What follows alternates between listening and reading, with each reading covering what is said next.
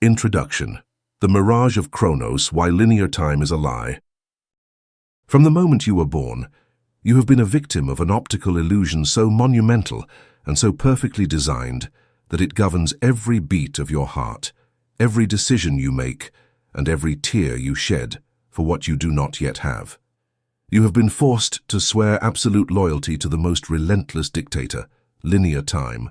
The ancient Greeks called him Chronos, the implacable titan who devoured his own children, and that is exactly what your linear perception of time does.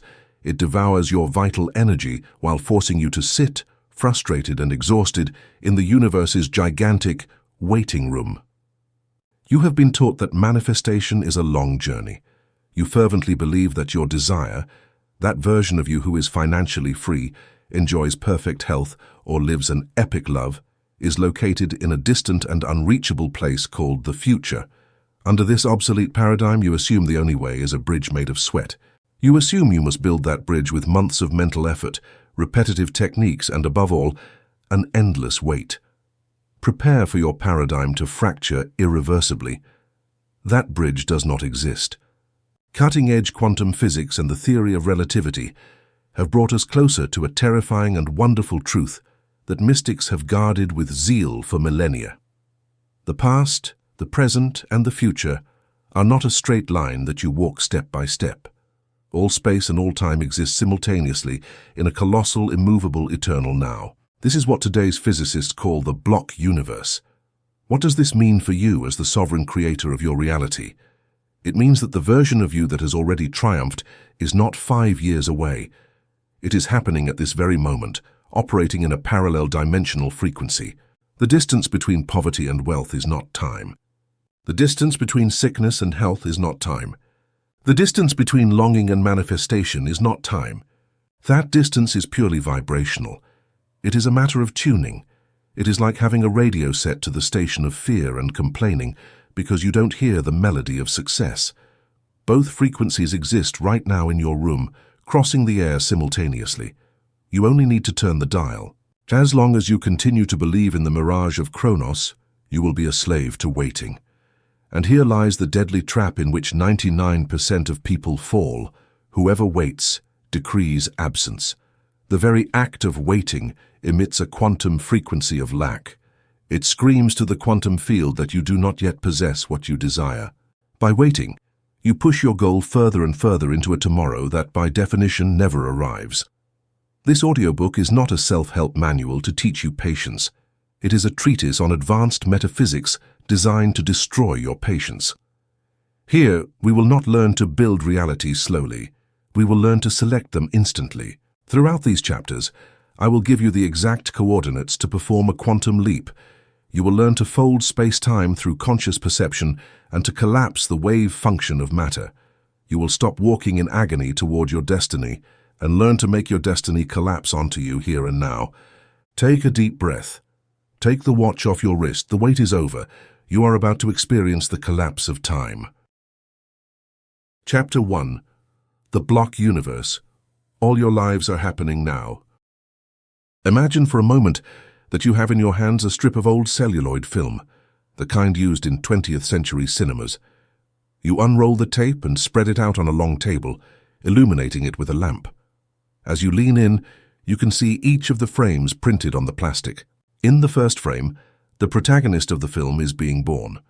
If you walk a little further along the table and look at the middle frames, you see the protagonist getting married, suffering, and succeeding. If you look at the last frames, you see the end of the story. All those events, the birth, the plot, the outcome, are printed on the plastic simultaneously. They all exist at once on your table. The ending of the movie is not waiting to be created. It is already manufactured, printed, and developed. However, when you put that tape into a movie projector, the light passes through a lens and projects only one frame at a time onto the screen at a speed of 24 images per second.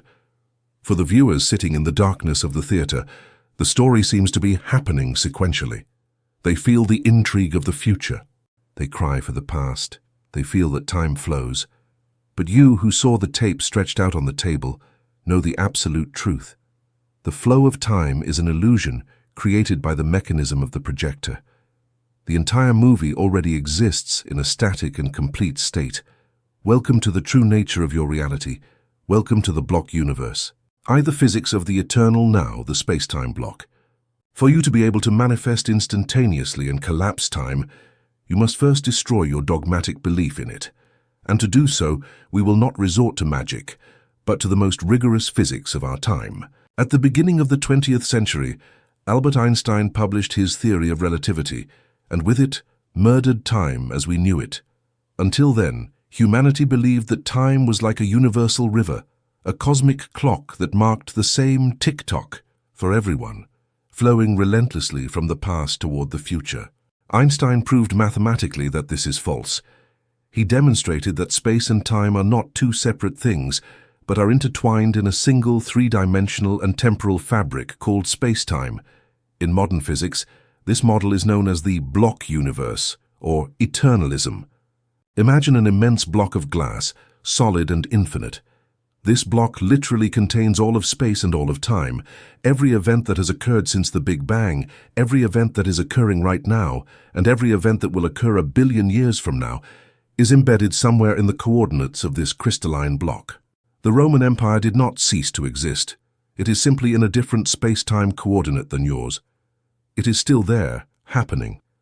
Your 5-year-old self playing in the park did not disappear into the mists of memory.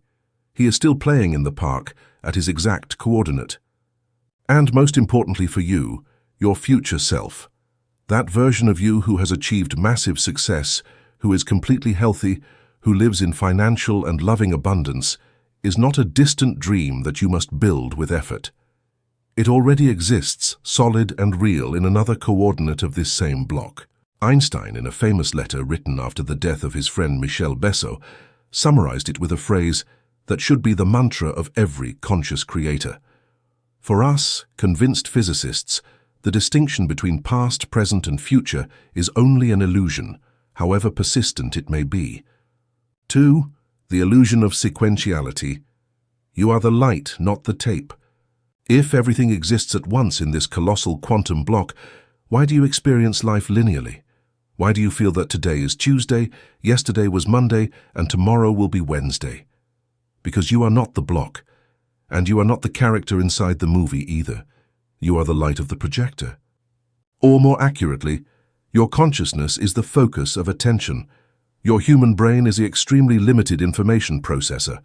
It does not have the neurological capacity to perceive the block universe in its entirety. If it did, you would go crazy perceiving the infinite all at once. For biological survival, your brain works like a movie projector. It can only illuminate one frame, 1 millisecond at a time, and then it advances to the next along a fixed line. That movement of the focus of your consciousness through the static frames is what you call time. Time is not something that passes through you. Time is your consciousness moving through a landscape that is already complete. Understanding this at a visceral level causes a short circuit in the human ego, because it dismantles the entire system of effort and suffering. If the self that has the house of your dreams, the $1 million in the bank, or the ideal partner already exists in this precise millisecond, the question changes radically. You no longer have to ask yourself, how do I create that reality with my effort over the years? The only valid question now is, how do I move the focus of my consciousness to illuminate that frame instead of the frame of poverty that I am illuminating now? You have stopped being a bricklayer who has to build a castle stone by stone. You have become an explorer who only needs to find the coordinates of the castle on the map and walk there. Manifestation is not creation. Manifestation is selection. Third, the space of variations, the infinite catalog. To deepen our understanding of how to make this selection, we must add one more layer to our block universe, the theory of the multiverse or multiple worlds. Quantum mechanics suggests that with every decision you make, no matter how small, reality bifurcates. If you reach a traffic light and decide to turn right, you create a timeline. But the version of you that turned left does not cease to exist. It continues its life in a parallel line. If you multiply this by every decision made by every human being since the beginning of time, you get the space of variations. The space of variations is an infinite information structure. It is like God's hard drive. In this hard drive, absolutely all possible scripts for your life are stored. There is a sector of the hard drive where you are a homeless person living under a bridge. There is another sector where you are a mediocre, bored, and sick office clerk. There is another sector where you are an elite athlete. There is another sector where you are a business tycoon who donates millions to charity. All these parallel yous are equally real. None is truer than another. The only difference between the you reading this book right now and the billionaire you is where the light of your attentional projector is placed. Imagine an immense, dark warehouse. The warehouse is full of theater sets and mannequins dressed in different ways. You enter with a flashlight. Wherever you aim the flashlight, that set lights up, comes to life, and becomes your physical reality. Everything else in the warehouse still exists, but it is in the dark, in a potential state. Today your flashlight is pointing to the set of, I have debts, I am anxious, life is hard. Since the light of your consciousness is there, the actors in that set move, the bills arrive, and the stress is palpable. And you commit humanity's oldest mistake. You try to fight with the set. You try to change physical reality by manipulating matter from matter. You work more hours, you complain, you argue with the actors in your play. You try to paint the illuminated wall. It is exhausting, it is useless, and it takes a lot of time. What does the quantum traveler do? He stops fighting with the set. He simply moves the flashlight. He turns off the attentional focus of that reality, withdraws its energy, and turns the light toward a different coordinate of the dark warehouse, toward the set where success is natural. By illuminating that new frame, the old one fades into the shadows of probability, and the new one materializes on the 3D screen of your life. IV, the myth of creation. Why visualizing for the future is a mistake. This is where 99% of people who study the law of attraction or conventional manifestation principles fail. They have taught you to visualize your desire by projecting it into the future. You close your eyes and say, someday I will have that business. Someday I will meet that person. When you do that, you are committing a quantum heresy. You are denying the existence of the block universe. You are assuming that the desire does not exist and that you have to use your mental energy to create it out of nothing through linear time. By projecting your desire into the future, the universe, which is a literal and absolute mirror, gives you exactly what you ask for, a desire that is always in the future. You condemn yourself to living in a state of eternal pursuit, like a donkey chasing a carrot tied to a stick in front of its own head. To collapse time and achieve instant manifestation, you must abandon the role of the sweating creator and assume the role of the sovereign who selects. You do not create abundance. Abundance was already created eons ago by the infinite source. Your only task is to align your frequency with the coordinate where it is emitting. Think of a radio. If you want to listen to station 104.5 FM, classical music, you don't start creating violins and pianos inside your room. You don't wait months for the station to start transmitting either. You know the station is already on the air, emitting its signal right now through the walls of your house. Your only task is to move the dial of your receiver from 90.1 FM, static noise, poverty, to 104.5 FM.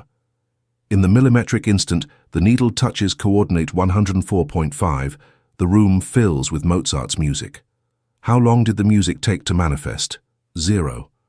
It was instantaneous. The only thing it took was your hand to turn the knob. Manifestation is exactly that.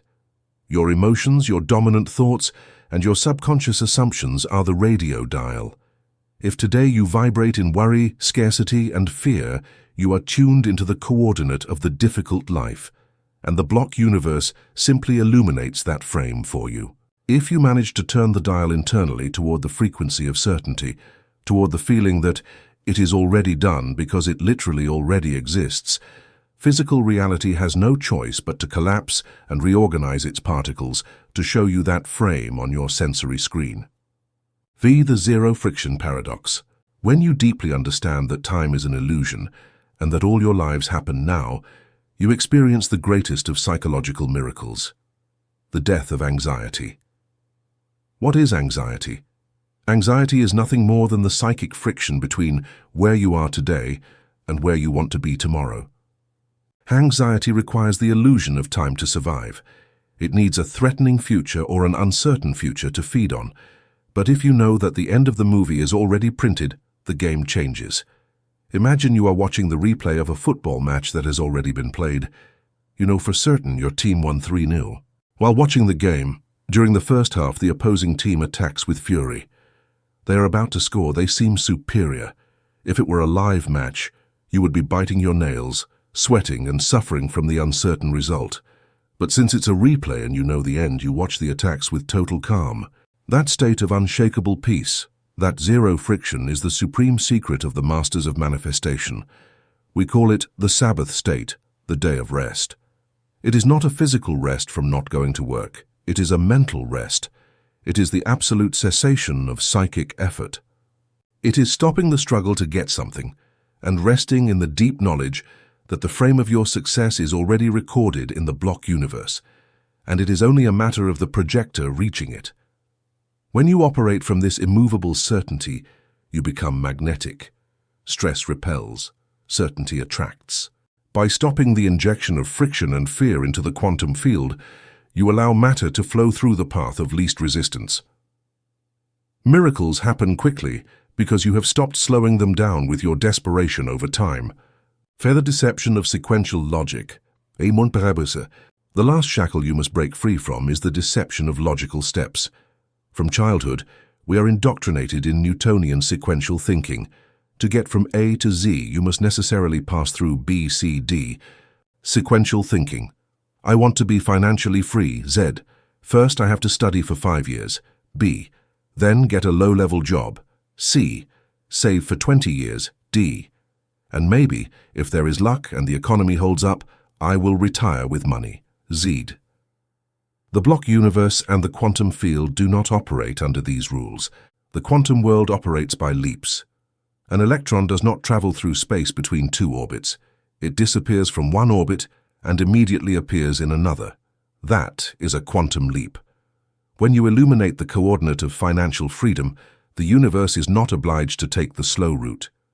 The universe always looks for the most efficient route, often a route completely illogical to the human mind. Maybe you get fired from that safe job, which the mind interprets as a tragedy, and the next day you meet an investor who is looking for exactly your idea, catapulting you directly to zero. The firing was not a misfortune. It was the universe breaking the boring linear sequence to give you a quantum leap toward the frame you had selected. If you impose your temporal logic, you are limiting infinite intelligence. You are forcing God to pass through the narrow funnel of your limiting beliefs. The collapse of time requires that you renounce the how and the when. You only dictate the what, coordinate Z, by assuming it in your present. 7th chapter. Conclusion. You are the navigator. Review your life in this instant. Everything you are experiencing right now, the light coming through your window, the money in your wallet, the state of your relationships, is not objective reality. It is simply the specific frame of the space of variations where you have parked your consciousness. Do not be angry with the movie if you don't like it. The movie is not to blame for being there. You are the one who bought the ticket for that specific room with your repetitive fears, your dialogues of scarcity, and your passive acceptance that things take time. Time is not your master. Time is an elastic measuring tape in the hands of your attention. If you put your attention on separation, the tape stretches, creating years of painful waiting. If you put your attention on unity, knowing your desire already beats in the eternal now, the tape collapses. You have understood the static architecture of the infinite. You have assimilated that all possible versions of your existence are at your disposal, floating in the great crystalline block of the universe. But understanding that the frame of your success already exists is not enough. We have to extract the poison that prevents you from making the quantum leap toward that frame. A sweet poison, praised by society, but deadly for the quantum traveler. A poison that keeps you sedated in the waiting room. In the next chapter, we are going to destroy one of the most revered human virtues. You will discover why hope is the golden cage of the modern slave, and why having faith and having hope are opposite frequencies that determine whether you collapse time or if you are crushed by it. It is time to enter the Heresy of Hope. Chapter 2. The Heresy of Hope. Why waiting pushes your desire away. There is an ancient Greek myth that has been told to us backwards for centuries. It is the story of Pandora's box. According to the myth, when Pandora opened the forbidden box, all the evils, diseases, and miseries of humanity escaped into the world. Terrified, Pandora closed the lid just in time to trap one last spirit at the bottom. Do you know what that spirit was? Hope. Modern popular culture has taught us to interpret this as a message of comfort. We are left with evils, but at least we have hope. We have been indoctrinated to believe that hope was the only compassionate gift inside a box full of curses. But the ancient Greeks, who understood human psychology with surgical precision, did not see it that way. For them, the box only contained evils, and hope was considered the worst of all evils because it was the only one that prolonged the torment of man. Hope is the deception that makes you endure the unbearable today in exchange for an empty promise that is always situated in tomorrow. In this chapter, we are going to commit a heresy against the dogma of traditional personal development and mass religions. We will dismantle one of the most revered words in our vocabulary. We are going to discover why, if you want to collapse time and manifest instantaneously, you must completely annihilate hope in your life. Welcome to the Heresy of Hope, the end of the waiting room, the vibrational frequency of lack. To understand why hope is a metaphysical obstacle, we must analyze it under the cold, impartial lens of vibratory physics. The quantum field does not understand human poetry, is not moved by your tears, and does not reward good intentions. It is a mechanism of perfect resonance. It returns exactly the frequency you emit. Let's analyze the anatomy of hope. When you say, "I hope to have money soon, I hope my health improves," or "I hope this person loves me," what is the hidden energetic signature beneath those words? For you to be able to hope that something happens, two absolute conditions must be met in your mind. Present lack. You recognize that you do not have your desire right now. Uncertainty, doubt. You recognize that you do not have absolute control over the outcome. You depend on something external. Luck, God, fate, the market, deciding to grant it to you in the future. Therefore, the vibrational frequency of hope is the sum of lack plus helplessness. What do you think the block universe does when it receives a constant signal of lack and helplessness? Like a perfect mirror, it obeys your signal and projects more situations onto your 3D screen that confirm your lack and helplessness. It gives you more reasons to keep waiting. Whoever lives in hope emits a continuous signal of, "It is not here yet." And time, which is a malleable illusion, stretches like a rubber band to accommodate that belief. If you believe it will come tomorrow, the universe will always keep it in the tomorrow.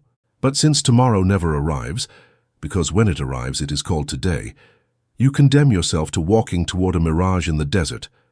Hope places your desire on the horizon line. And as any traveler knows, no matter how much you walk toward the horizon, it always recedes at the same speed. You never reach it. To manifest, you must stop walking toward the horizon and start understanding that you are the point of destination.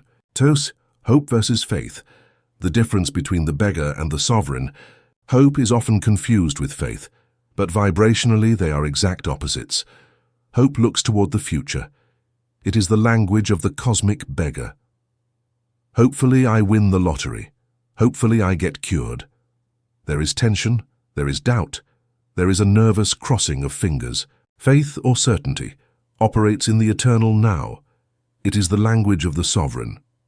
True faith, as defined by the mystic Neville Goddard, is not blindly believing in an external God who might do you a favor. Faith is loyalty to the invisible reality. It is the absolute assumption that what you desire is already a fact. When you have true certainty, hope dies of logical suffocation. Imagine you make a purchase on Amazon Prime with guaranteed delivery for tomorrow. You have the receipt, you have paid, and you know the system.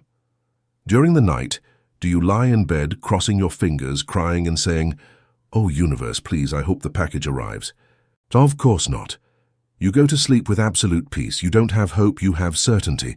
You know the process is already in motion. That state of peace, that total absence of begging, is the true frequency of manifestation.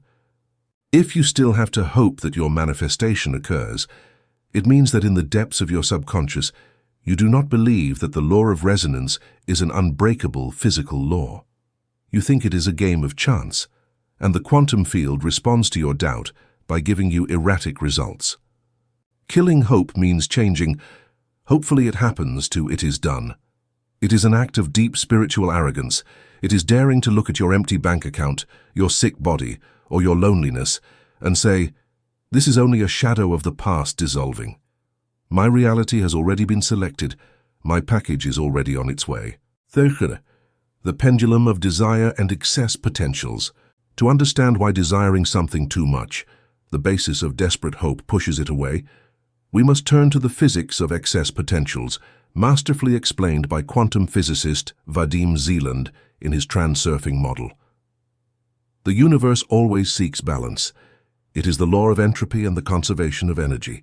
When you desire something with a sickly intensity, when you believe your entire happiness depends on getting that person, that job, or that money, you are creating an excess potential in the energy field. You are accumulating too much mental energy at a single point. You are putting your goal on an unreachable pedestal. By creating this peak of energy, this hyper-importance, the balancing forces of the universe awaken. Their only job is to restore balance. And what is the fastest way to eliminate the tension of someone who desires something with desperation? By taking away the object of their desire. If you desire a partner with desperation, emotional dependency, that partner will feel energetically suffocated and will abandon or reject you. If you desire money with desperation, fear of poverty, you will make impulsive financial mistakes, or money will elude you. Overwhelming hope raises importance. It tells you, "This is too big, it is too important, my life depends on it." The conscious creator who seeks to collapse time does exactly the opposite. He reduces importance. He reduces importance not because he doesn't want the goal, but because he knows it is his by birthright. Do you get excited, start trembling, and feel a crazy hope every time you go to turn on the tap in your kitchen to drink water? No. You know the water is there.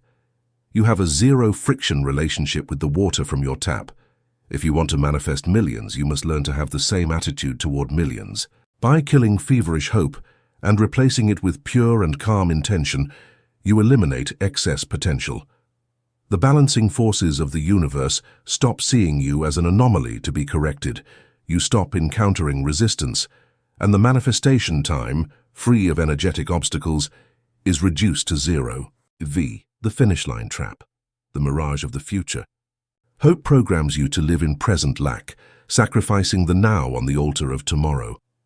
The toxic narrative of modern society is work hard today, suffer today, sacrifice today, and hope that in the future you will be happy. This is a master-level mental control trap. If the block universe teaches us that only the eternal now exists, any emotion you postpone for the future is being banished from real existence. If you say, "I will be happy when I have $1 million," you are decreeing, "I am not happy now." And since only the now exists, you are dictating your perpetual unhappiness. The future is not a place you travel to. The future is simply the present transforming. If your present is full of the feeling of waiting, your future will simply be a different setting where you will continue waiting. Your identity is tied to the waiting room. You are addicted to the friction of dissatisfaction. To collapse time, you have to destroy the finish line. You must stop running toward the goal and start operating from the goal. If your desire is financial freedom, you have to find the way to feel the texture of that freedom right now in your small apartment with your current balance. How does freedom feel? It feels like lightness in the chest. It feels like not having to look at the clock. It feels like choosing what to do with your afternoon.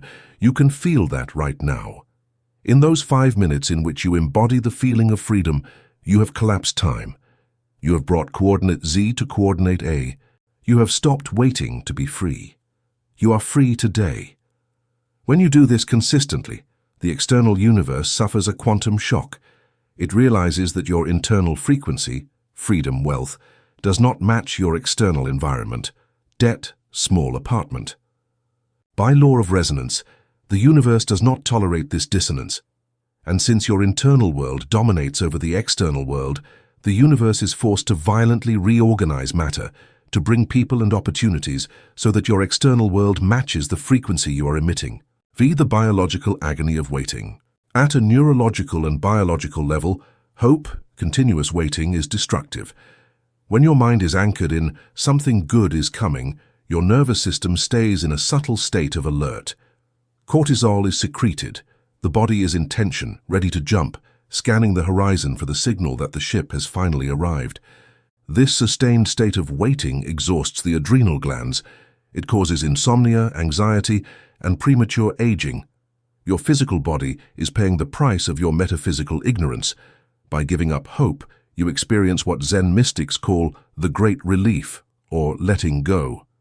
Giving up hope does not mean giving up and falling into depression. That would be victimhood. It means letting go of the need for the future to rescue you. It means looking your present in the eye and saying, I accept this frame of reality absolutely.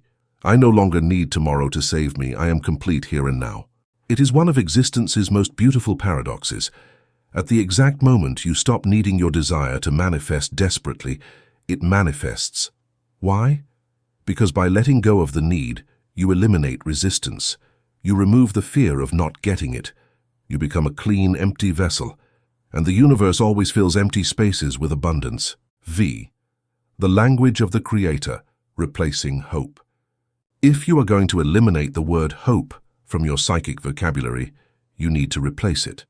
The conscious Creator uses an internal lexicon completely different from that of the sleeping mass. The sleeping one says, I hope they give me the job. The Creator says, the job is mine. The sleeping one says, hopefully this disease disappears. The Creator says, I declare my body in perfect health. The sleeping one says, I have the hope of being rich someday. The Creator says, I am wealth manifesting at its own perfect pace. My present is already abundant. So observe the difference in voltage. Hope drains power. The declaration assumes power. There is a very powerful technique to train your mind to leave the waiting room. It is called the reversal of cause. Normally you think, when I have money, I will feel secure. You are putting the cause outside and the effect inside. Invert the polarity. I am going to feel absolutely secure now, and that security will cause the materialization of money. You stop being the effect of the world and become the original cause. The cause never waits for the effect. Fire does not wait to heat the room. It simply burns and the heat is inevitable. Acceptance of the present, the launch pad. Here arises the greatest conflict for students of temporal collapse. They ask, if I accept my present as it is and stop waiting for it to change, am I not settling for mediocrity? This is a misunderstanding of acceptance. Accepting the present does not mean resigning to it with an attitude of defeat. Accepting the present means recognizing the objective reality of the current frame without judging it emotionally. Resignation says, I am poor and always will be. False hope says, I hate this poverty, but surely tomorrow money falls from the sky. Quantum acceptance says, in this specific frame there are $0. It is a fact. Only from neutrality can you make a quantum leap.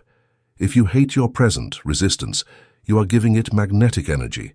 What you resist persists. By hating your current situation and having the hope of fleeing it, you are sticking yourself to it with cosmic superglue. You are validating its importance. To jump to a parallel timeline where you are successful, you first have to make peace with the current timeline. You have to forgive your present. When you manage to be genuinely at peace with your current situation, the situation loses its grip on your consciousness. You become light, and once you are light, jumping is effortless. Chapter 3. The Quantum Double, Contacting Your Successful Version. Imagine you are trapped in the center of a gigantic labyrinth. The stone walls are 10 meters high. The sky is cloudy, and you have no compass. Every time you reach a fork, you have to guess. You turn left and hit a dead wall, a financial failure, a broken relationship, a disease. You have to turn back exhausted, losing time and energy. This is the life of 99% of humanity. They advance through life by the painful method of trial and error. They are limited by their three-dimensional vision. They can only see the wall that is exactly in front of their noses. Now, imagine you have a high-tech drone. You launch the drone into the air. The drone rises above the labyrinth. From up there, the drone is not limited by the walls. It can see the entire maze in a single instant. It can see exactly where you are, where the exit, your goal, is, and what the perfect route is, free of obstacles, to get there in record time. The drone transmits that route directly to a screen on your wrist. You no longer have to guess. There is no more trial and error. You walk with absolute certainty, turning left or right without hesitation, because someone who has the complete perspective is guiding you. That drone exists. It is not an angel. It is not an external spiritual guide. That drone is you. That drone is... It is your consciousness operating in a higher dimension, free from the illusion of linear time. In modern physics, this entity is known as the quantum double. In this chapter, we will learn to establish a direct communication line with this version of yourself. We will stop begging the universe and start downloading the exact coordinates. The theory of time doubling. For your logical mind to accept this premise and not discard it as fairy tale magic, we must turn to the work of French physicist Jean-Pierre Garnier-Mallet. His theory of the doubling of space and time, backed by scientific publications, postulates something that will take your breath away. Garnier-Mallet proved that time is not continuous, even if it seems so to you. Time has holes. Imagine a strobe light in a disco. It flashes so fast that it seems like a continuous light, but there are actually microseconds of darkness between each flash of light. Time works the same way. Between one conscious instant and the next, there is a temporal opening, an imperceptible micro-hole for your biological brain. What happens in those micro-holes where time seems to stop? In those moments, your consciousness travels at superluminal speeds, faster than light. It travels toward the future, toward the space of variations. Your quantum double is that explorer. It is your energetic self traveling through infinite timelines. When you face a decision, should I invest in this business? Should I move? Your 3D mind doesn't know what will happen, but your quantum double uses the holes in time to jump forward. Once it has explored potential futures, the double returns to the present and delivers the processed information. How does it deliver billions of calculations in a fraction of a second? Through what you call intuition, instinct, or a hunch. Intuition is not a vague feeling. Intuition is memory of the future. Tote, the end of the beggar's prayer. This scientific revelation completely destroys the traditional religious paradigm of prayer. For millennia, you have been taught to kneel and plead with a God separate from you. That posture generates separation. It creates the illusion that you are small and useless, and that the solution is outside. The conscious creator does not pray by pleading. The conscious creator synchronizes. You understand that infinite intelligence operates through you, and that your quantum double is the interface with that intelligence. Your successful version, who already has the money and health, already exists in the block universe. Why try to reinvent the wheel with your limited logical mind when you can simply ask for the answer from the you who already passed the exam? Contacting your quantum double is the ultimate shortcut. It is the collapse of time in its maximum expression, because you import the final solution directly into your present. Third, the problem of how, the friction of the intellect. If this mechanism is natural, why is your life still a mess? Because there is interference in the line your intellect, the ego. The logical mind is a wonderful tool for tying shoes or calculating a budget, but it is absolutely useless for quantum manifestation. The ego has a mortal vice. It is obsessed with the how. When you have a debt, your ego panics and makes linear plans. I have to get a loan or work overtime. The ego can only look for solutions based on what it already knows, the past. By obsessing over the how, you block the temporal openings. You are telling the drone, shut up, I'm going to solve this by looking at this stone wall. The quantum double has access to illogical routes and synchronicities that your mind could never plan. Perhaps the solution to your debt is not in working more hours. Perhaps the route involves meeting a stranger at a specific time who offers you a consultancy contract that pays your debt in one day. Your logical mind could never design that plan. For the quantum double to deliver the package, instant manifestation, you must renounce the control of the how. Your only job is to define the what, the final destination, debt cleared and financial peace, and allow the double to trace the route. 5e the night, the data transfer portal.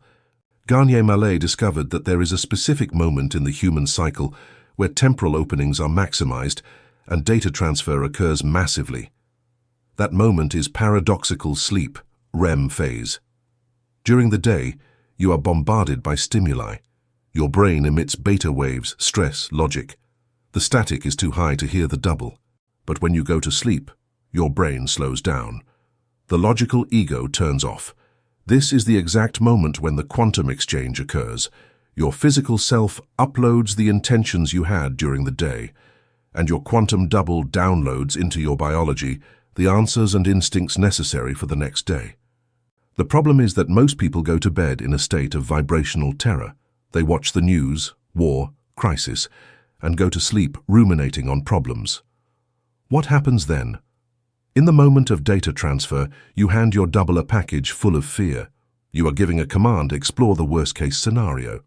Your double, obedient, travels to the darkest timelines, extracts the coordinates of failure and downloads them into your brain.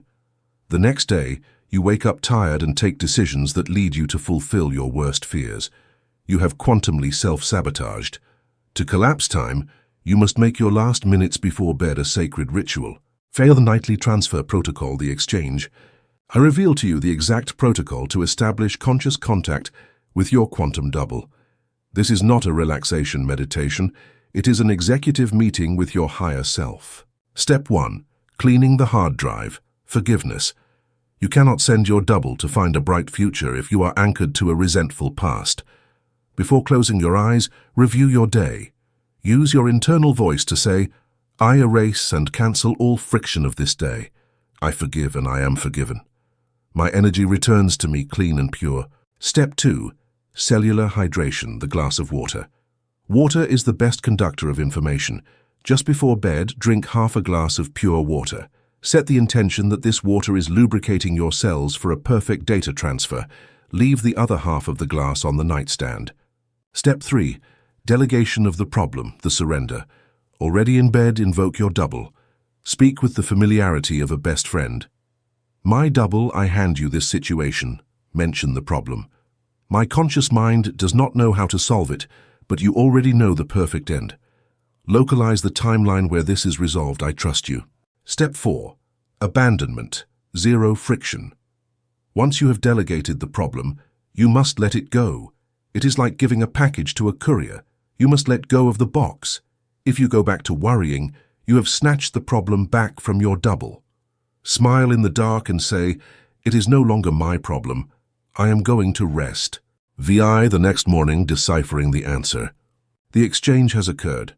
The quantum double has localized the frame of your success. How does this manifest? The double communicates through energy impulses, synchronicities, and silent certainties. Upon waking, drink the rest of the water. That water is now molecularly structured to anchor the information in your biology. During the next 3 days, you must enter a state of relaxed alert. Here are the signs to act upon. The inspired action. Suddenly, you feel an irrational impulse to do something. I have to call Carlos. Silence the logic. That impulse is the drone sending the coordinate. Carlos might have exactly the piece of the puzzle you need. Sudden clarity, the eureka effect. A problem that seemed insurmountable suddenly looks ridiculously simple at 11 a.m. The solution lands in your consciousness. External synchronicity. You see the book you needed in a window. Someone mentions an opportunity in the elevator. Don't call this coincidence. Absence of fear. How do you know if an impulse comes from your double, intuition, or your ego, miedo? The ego screams with toxic urgency. The double guides with absolute peace. Even if the indication is risky, the feeling is one of deep, supernatural calm. 7th, the negative thought quarantine. By starting to work with the double, You open a channel of accelerated manifestation. This means your thoughts materialize faster.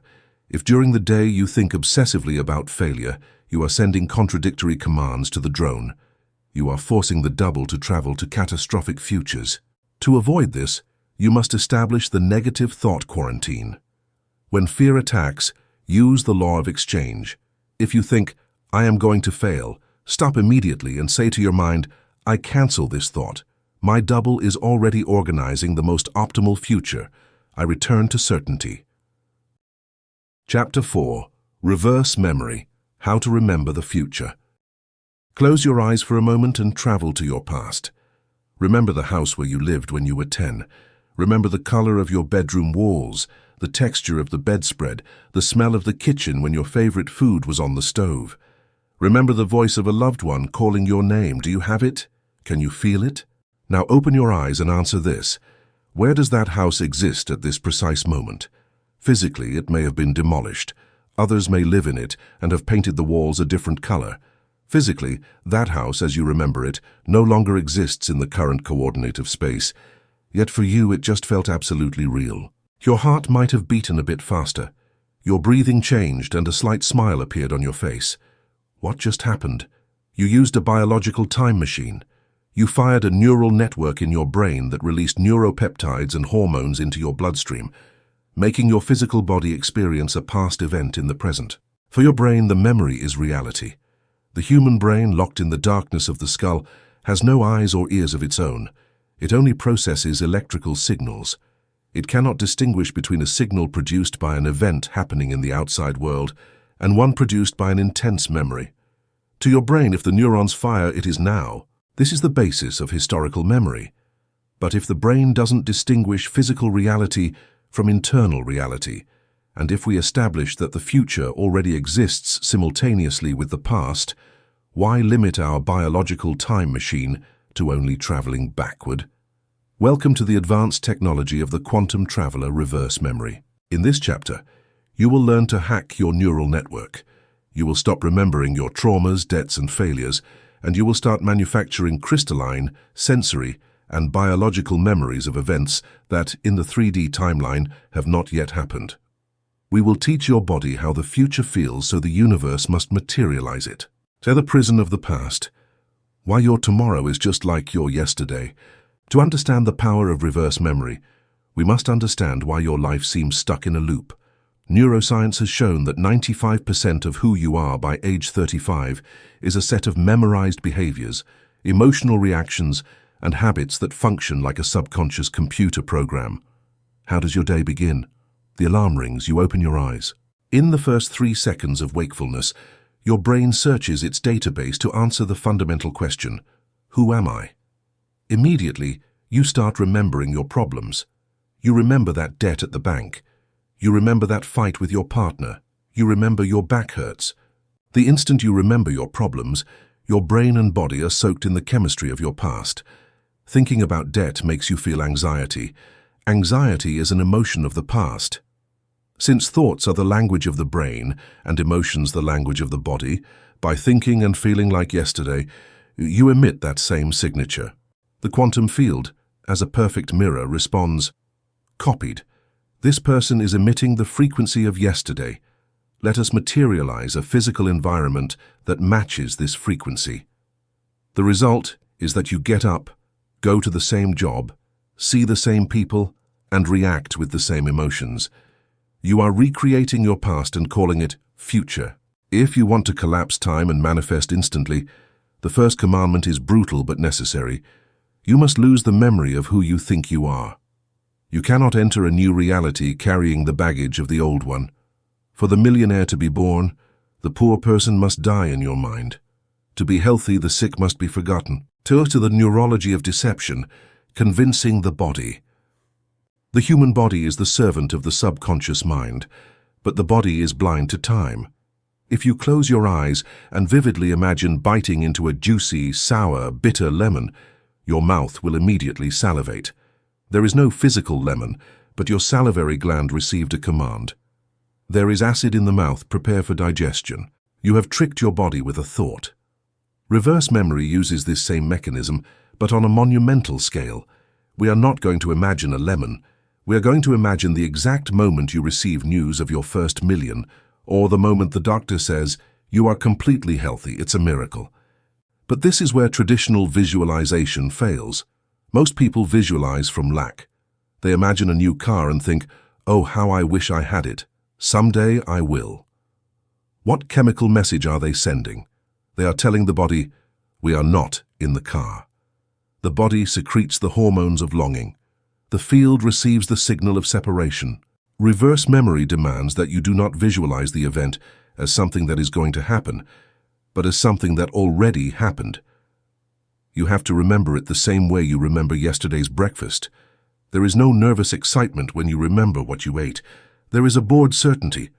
"Ah yes, I ate eggs, it's done." That is the master frequency.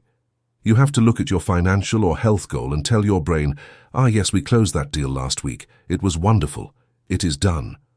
When you implant a future memory with such sensory realism that your body accepts it as a fact, a biological phenomenon occurs. Your body changes to prepare for it. Third, fantasy versus future memory, the razor's edge. It is imperative that you understand the technical difference between fantasizing and creating a future memory. Confusing these two is the reason people spend decades daydreaming without changing their physical lives. Fantasy is an escape route. It is born from the pain of the present. When life is miserable, the ego uses fantasy as an analgesic drug. You fantasize about winning the lottery to flee the job you hate. You imagine insulting your boss and walking out. You get a temporary dopamine rush, and then you open your eyes. What happens then? You feel a brutal clash against reality. You see the bills, the mediocre job, and you feel worse than before. The gap between your dream and your reality has become painfully obvious. Fantasy leaves you feeling empty and lacking. Vibrationally, fantasy is a decree of weakness. Future memory, however, is a construction tool. It is not born from wanting to flee, but from the sovereign decision to select a new frame in the block universe. When you create a reverse memory, you are not fleeing your room. You are installing new software in your nervous system. And here is the acid test. What happens when you open your eyes after practicing reverse memory? There is no clash, there is no pain. There is no disappointment in seeing your current surroundings. Upon opening your eyes, you feel an unshakable peace. You feel gratitude. You look at your small apartment and no longer hate it, because you know for certain it is just a temporary set being dismantled. First, the anatomy of a quantum memory, the Vaquet protocol. For your brain to classify a thought as a historical fact, the scene must have sensory weight. The 3D universe is experienced through the senses. Your false memory must be saturated with sensory information. In neuro-linguistic programming, NLP, this is called the Vaquet model, visual, auditory, and kinesthetic. Let's build a quantum memory step by step. Suppose your goal is to sign the contract of your life, the anchor point, the end. Common error is to imagine the process. The process implies time. To collapse time, go after the end. Imagine the scene an hour after signing. The moment of celebration and relief. Visual, the setting. Where are you an hour later? Perhaps in an elegant restaurant. Close your eyes, visualize the table, see the white cloth. See the reflection of light on the crystal glass. See the face of your companion smiling at you. The image doesn't have to be HD, but it must be there. Auditory, the confirming sound. What are you hearing? The brain anchors memories strongly through sound. Hear the murmur of the restaurant. Hear the metallic clink of silverware. Most importantly, hear your companion saying a specific phrase. "I knew you'd do it. I'm so proud of you. Let's toast to the new contract." Kinesthetic, touch and emotion.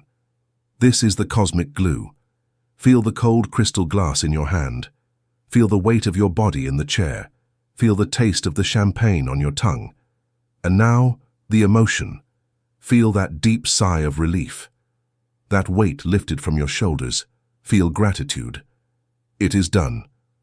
Finally, the implantation, the art of sleeping like a creator. When is the best time to implant this memory? The door to the quantum field opens wide during the transition from wakefulness to sleep. The master Neville Goddard called it the state akin to sleep, SATS. As you fall asleep, your brain waves descend from beta, logic, to alpha, relaxation, and then to theta, subconscious programming. In this theta threshold, your rational mind, the ego that says this is a lie, is anesthetized. This is the moment to sneak in the Trojan horse of your reverse memory. Do not go to sleep thinking about the day's problems. Lie down and relax your body systematically. When you feel that deep lethargy, start your 15-second clip. Live it in the first person. You must see the glass through your own eyes, feel it with your own hands. Play the clip. Clink of glasses. I'm so proud of you. The relief in your chest. Start over. Repeat this clip over and over as you drift into sleep. Make this scene the last conscious thought you take into the deep sleep realm. What happens quantumly?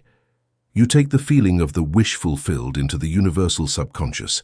Your quantum double takes this false memory, recognizes it as your dominant vibration, locates the frame that matches it, and begins to weave the threads of your physical reality toward that coordinate while you sleep. Via the personal Mandela effect, when timelines cross, if you practice reverse memory with discipline for several days, you will start to experience an amazing phenomenon, the personal Mandela effect. Your brain will begin to get confused. Because you implanted this memory with such intensity, the memory of the restaurant will suddenly come to mind during the day spontaneously. For a microsecond, your brain will say, "Wait, did this already happen or did I dream it?" You will feel a strange temporal disorientation. You will feel that past and future are merging. This disorientation is supreme proof that you are collapsing time. You have broken linearity. Your brain simply accepts it as a present reality. When your brain accepts it as a fact, your behavior changes automatically. You stop acting like someone desperate to close a deal, which repels money. You start acting like someone whose account is already full, which is magnetic and attractive. You walk through life with the peaceful arrogance of someone who knows they've won. Servant, the paradox of nostalgia for the future. The definitive emotional symptom that your reverse memory has anchored in the matrix is a powerful feeling. Nostalgia for the future. We all know normal nostalgia, that sweet feeling of missing a happy moment from the past, but the quantum traveler feels nostalgia for places and situations they physically haven't been yet. You feel at home in that mansion that only exists in your mind. You miss that partner you haven't met in 3D, but with whom you have dined 1,000 times in your theta state. You feel a deep longing for your future, not as something you wish to reach, but as something you wish to return to. When you reach nostalgia for the future, materialization is imminent and inevitable. The physics of vacuum demands to be filled. If your psyche has already inhabited that space, matter has no choice but to condense and solidify around you to match the mold you have created in your mind. Fate, the discipline of real time, ignoring the echoes. There is a crucial warning. You go to sleep, do your sats, implant your reverse memory, and sleep in the glory of the millionaire. The next morning you open your eyes, check your bank app, see it still in the red and shout, "It didn't work. I'm still poor." You just aborted the manifestation. You threw the mold on the floor. You must understand the nature of physical reality. The 3D world is dense. It is much slower than the quantum world of the mind. Imagine a bright star. Did you know that star probably no longer exists? It is millions of light years away. It died millennia ago, but its light is just reaching your eyes today. You see an echo. Your current physical life is exactly that. Your house, your bank balance, your current health, none of that is your present reality. They are the delayed light of a dead star. They are the solidified echo of thoughts and assumptions you had a year, a month, or a week ago. That old reality has inertia. The conscious creator walks through their current physical reality like someone walking through a museum of ancient history. See the red numbers in the bank and do not react. Smile and say, "Oh look, the echo of my old fearful version. What an interesting movie. Good thing I don't live there anymore." Never react to 3D facts. If you react with rage or despair, you inject vital energy into the dead star, reviving it and creating a new cycle of misery. Apply divine indifference to what your physical eyes see, while granting absolute reality to what your inner eye has remembered. If you maintain this, 3D reality will collapse to align with your memory. Chapter 5. The Timeline Jump. Changing Lanes on the Cosmic Highway. Imagine you are driving on an immense highway with infinite lanes. You are at the wheel of an old car, with the engine coughing black smoke, worn-out tires, and the fuel needle touching the reserve. The lane you are in is full of potholes. The traffic is hellish. It is pouring rain, and the landscape around you is grey and depressing. To your left and your right, separated by invisible barriers, there are other lanes. In one of those parallel lanes, the asphalt is perfect, the sun is shining, and there is a luxury sports car moving at 200 kilometers per hour without any obstacle in sight. The tragedy of humanity is this. You have been convinced that to get to drive that sports car under the sun, you have to stop your old car in the middle of the storm, get out, take out a toolbox, learn mechanics, fix the broken engine, pave the road yourself, and beg the clouds to stop raining. We call this process. We call this personal growth. We call this sustained effort. And it is the reason why you spend decades struggling without seeing radical results. The quantum traveler does not fix broken cars in the rain. The quantum traveler understands a terrifying and liberating truth. You do not have to fix your current life. You have to abandon it. You do not change the parts of the car. You simply let go of the steering wheel, close your eyes, alter your vibratory frequency, and in a microsecond transfer your consciousness to the seat of the sports car. We call this phenomenon the timeline jump, or quantum jumping. In this chapter, we will abandon the idea of gradual change forever. The universe is not a ladder you must climb step by step, sweating blood. The universe is an infinite elevator button panel. You press the button for the 100th floor and the doors open on the 100th floor. The physics of parallel lanes, the operating multiverse. For your logical mind to allow this jump to happen, we must anchor this idea in theoretical physics. In 1957, physicist Hugh Everett proposed the many worlds interpretation of quantum mechanics. His thesis, mathematical and impeccable, suggested that every time a quantum particle faces a choice of state, the entire universe splits. Taken to the macro scale of your life, this means that the word multiverse is not Hollywood science fiction. It is your daily operational reality. For every decision you have made, there is a parallel universe where you made the opposite decision. There is a timeline, Lane A, where you did not buy this audiobook. You followed your old patterns, and in 5 years you are exactly the same, but more tired and with more debt. There is a timeline, Lane B, where you apply every word of this book. You found $1 million company or heal your body miraculously. And you are unrecognizable. Both timelines already exist. They are complete from beginning to end in the block universe we saw in Chapter 1. The $1 million question is not, how do I create Lane B? The question is, who decides which lane my consciousness travels through? The answer is, your state of being. Your state of being, the sum of your subconscious thoughts, your dominant emotions, and your deepest assumptions, is the tuning frequency of your radio. If your state of being vibrates in, I am a victim, the economy is bad, nobody loves me, the needle of your consciousness is anchored magnetically to Lane A. To experience the landscape of Lane B, abundance, ease, love, you do not have to move physical mountains. You have to move your internal frequency to match exactly that of Lane B. In the moment there is a perfect match, resonance. The jump occurs automatically. The external landscape blinks and changes. Tis, the murder of the obsolete. Self, the death of the old ego. Here lies the reason why the vast majority of people fail when trying to change their lives. They try to take their poor self to the timeline of wealth. They try to take their sick self to the timeline of health. Imagine you are a caterpillar that wants to fly. The caterpillar cannot just stick some plastic wings on its back and jump off a cliff. To fly, the caterpillar must enclose itself in a cocoon, dissolve its own body into a soup of cells, and cease to be a caterpillar entirely to be reborn as a butterfly. The caterpillar must die to live. You cannot experience a quantum jump while maintaining your old identity. The you that suffers, the you that is afraid to look at the bank account, the you that complains about their partner, that you must die. You must commit a premeditated psychological murder. The ego hates this idea. The ego wants to survive. Your obsolete self will tell you, but this is how I am. This is my personality. I have the right to be angry about what they did to me in the past. That is the siren song of the timeline of mediocrity. If you cling to your right to suffer, you cling to the slow lane of the highway.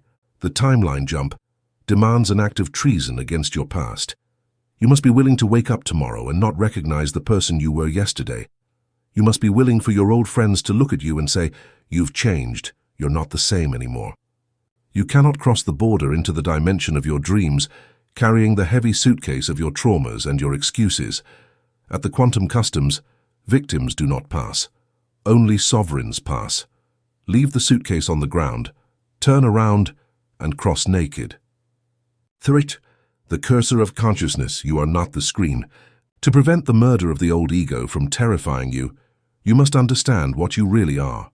Look at a computer screen. Open a text document. There is a small blinking cursor indicating where you are going to write the next letter. The cursor is not the monitor. The cursor is not the keyboard. The cursor is simply the point of attention. You are the quantum cursor. You are not your body. You are not your name. You are not your history of poverty or failure. Those things are simply the text document you have been editing until today. If the document you are writing is a horror novel, you don't have to stay there suffering. You are the cursor. You can close that document, open a new and blank file, and start writing a brilliant comedy or an epic success story. When you jump timelines, you move the cursor of your consciousness from File A, poor reality, to File B, rich reality. File A does not disappear. It stays saved on the hard drive of the multiverse, but you are no longer reading it. Since you have withdrawn the light of your attention, it ceases to be active in your three-dimensional experience. It freezes. It becomes quantum dust. And File B, upon receiving the burning light of your attention and emotion, heats up, expands, and materializes around you. Taivihi, the trap of fixing people, Zeland's mirror. One of the most paralyzing mistakes when trying to change your life is the illusion that you have to convince or change the people around you. You think, if I can get my boss to value me more, then I will be successful. Or, if I can get my partner to stop being toxic, we will be happy. Physicist Vadim Zeland, in his transurfing theory, uses the metaphor of the dual mirror. Physical reality is a gigantic mirror. Your internal world is the image placed in front of the mirror. If you stand in front of a mirror and see that your hair is messy, do you lift your hand to try to comb the reflection? To change the reflection, you have to comb yourself. The reflection will change automatically with a slight delay. The people in your life are reflections in the quantum glass. They are extras in your movie, acting out the script that your vibratory frequency has assigned to them. If your boss is a tyrant, it is because your current timeline requires a tyrant to confirm your subconscious assumption that work is slavery and suffering. Do not try to change the boss. Do not try to comb the glass. It is exhausting and generates friction. Take the leap. Change your internal assumption radically. Feel, assume, and walk as an immensely valuable, respected, and sovereign person. Move your cursor to the lane where you are the king/queen of your experience. What will happen then in the external world? The quantum mirror will reorder itself to reflect your new posture. Either your current boss wakes up one day inexplicably kind and offers you a promotion, or you get fired, and the next day you find a job earning triple with a boss who adores you. The quantum traveler does not change people. He jumps to a reality where people are already as he needs them to be. V, the frequency of the jump, the quantum clutch. To change gears in a manual car, you first have to step on the clutch. The clutch disconnects the engine from the wheels for a second, leaving you in neutral, so you can engage a higher gear.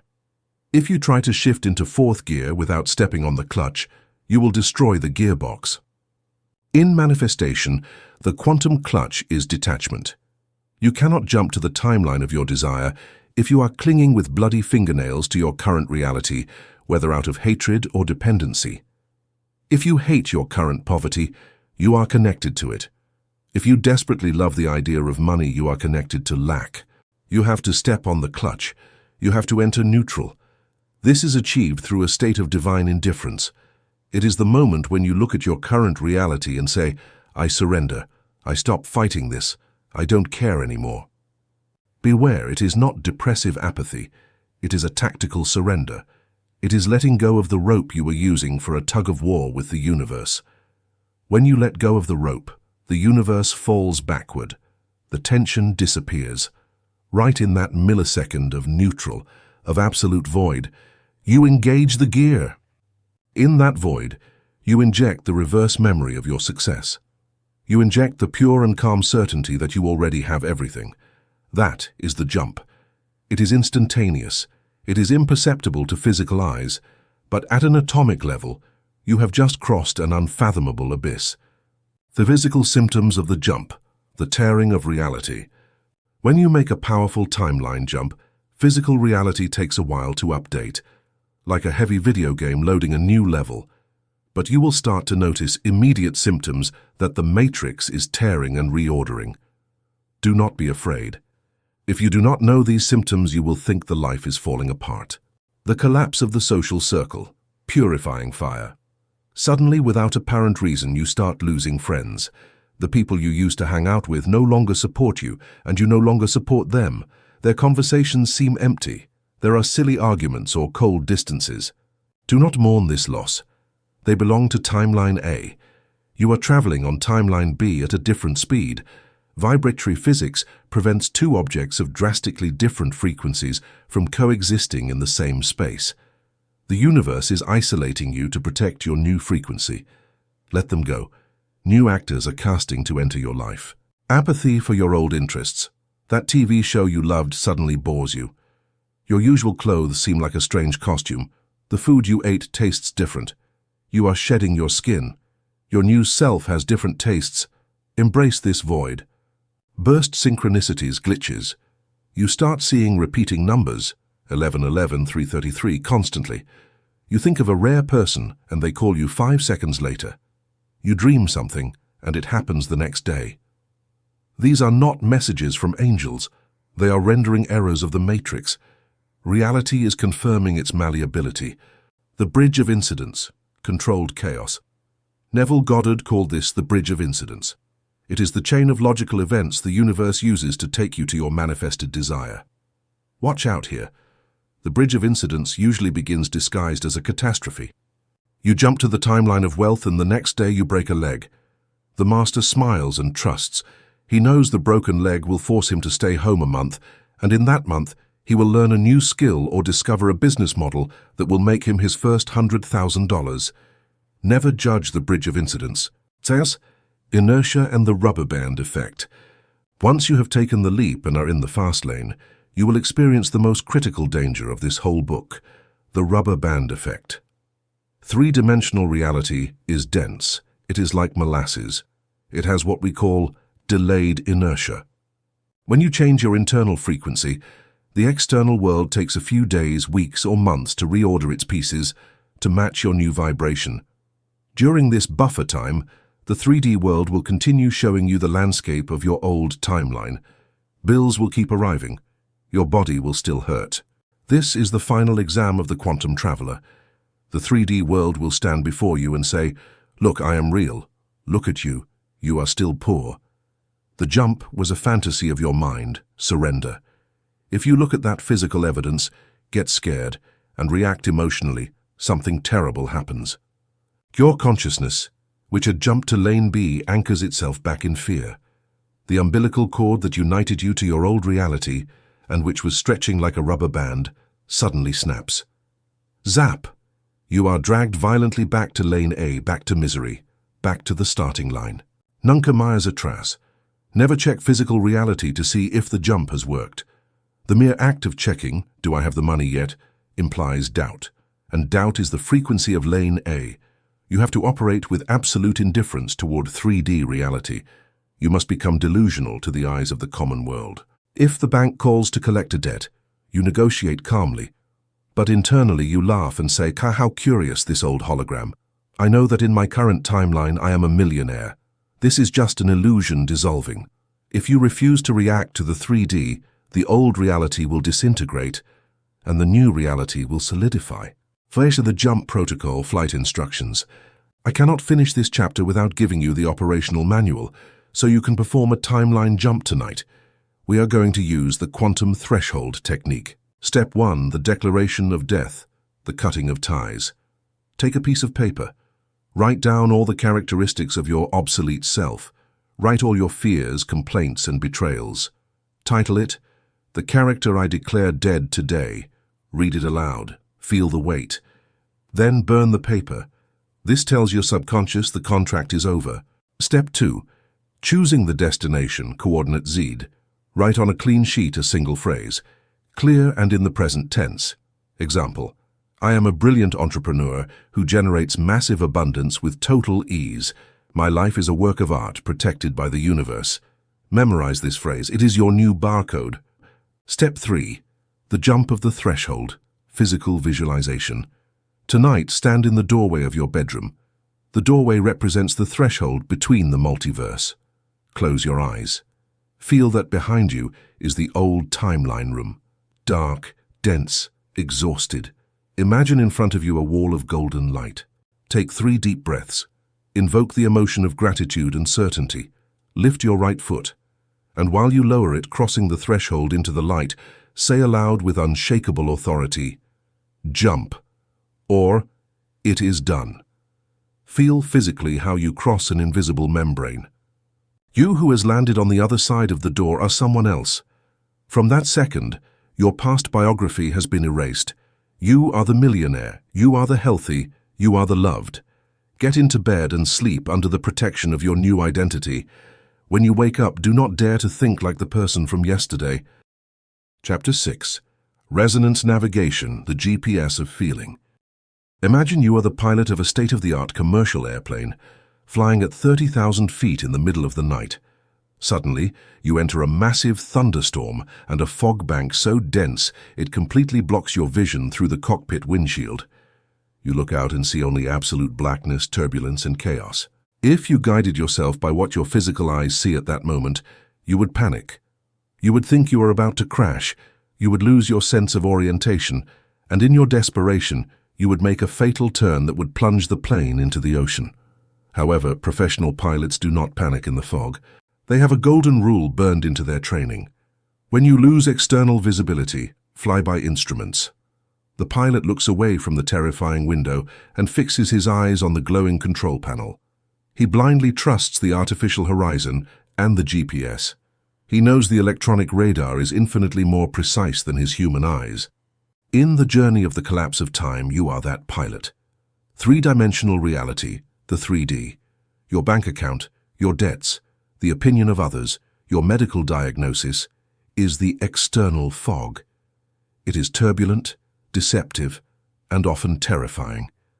If you guide yourself by what your physical eyes see, you will crash your consciousness. To navigate the multiverse and reach the coordinate of your fulfilled desire, you have to stop looking out the window. You have to learn to fly by instruments. And what is the most sophisticated and infallible control panel in the universe? Your emotional guidance system. Your feeling. In this chapter, we are going to destroy the myth that emotions are simple reactions to the outside world. You will discover that feeling is, in reality, a resonance navigation system. It is the quantum GPS that tells you exactly which timeline you are parked in and where you are headed. The deception of reactive emotion versus the truth of directive emotion. Since you were a child, society has programmed you with a fundamental premise that is backward. They have taught you inverted causality. They have told you the outside world acts and you react. Under this slave paradigm, you believe you feel sad because you have no money or stressed because your boss yells. If you operate under this belief, you are a leaf blown by the wind. You have handed the remote control of your vibratory state to the outside world. But remember, the outside world is only a delayed mirror. It is the frame of an old movie. Reacting emotionally to the mirror is an act of metaphysical madness. The quantum traveler understands primordial causality. Your internal state acts and the outside world reacts. Emotions are not the final effect of an experience. Emotions are the original cause that selects the future experience. Feeling is a directive force. It is the search engine of the quantum field.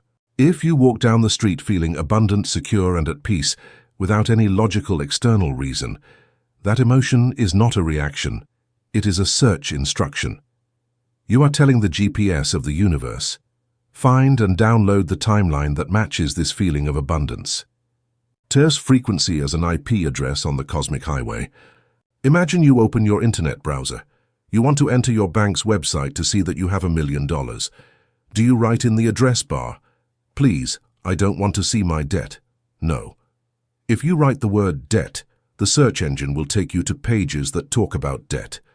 To reach the correct website, you have to type the exact IP address or URL.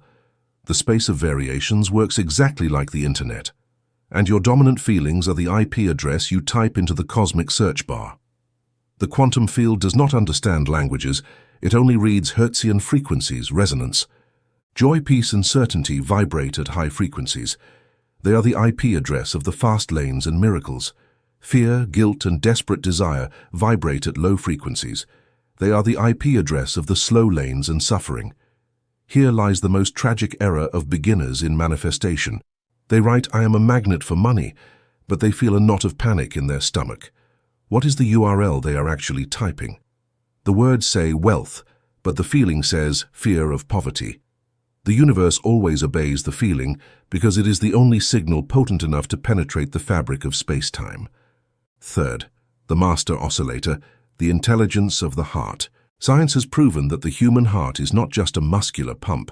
It is a highly complex nervous system with its own network of neurons, literally a heart-brain.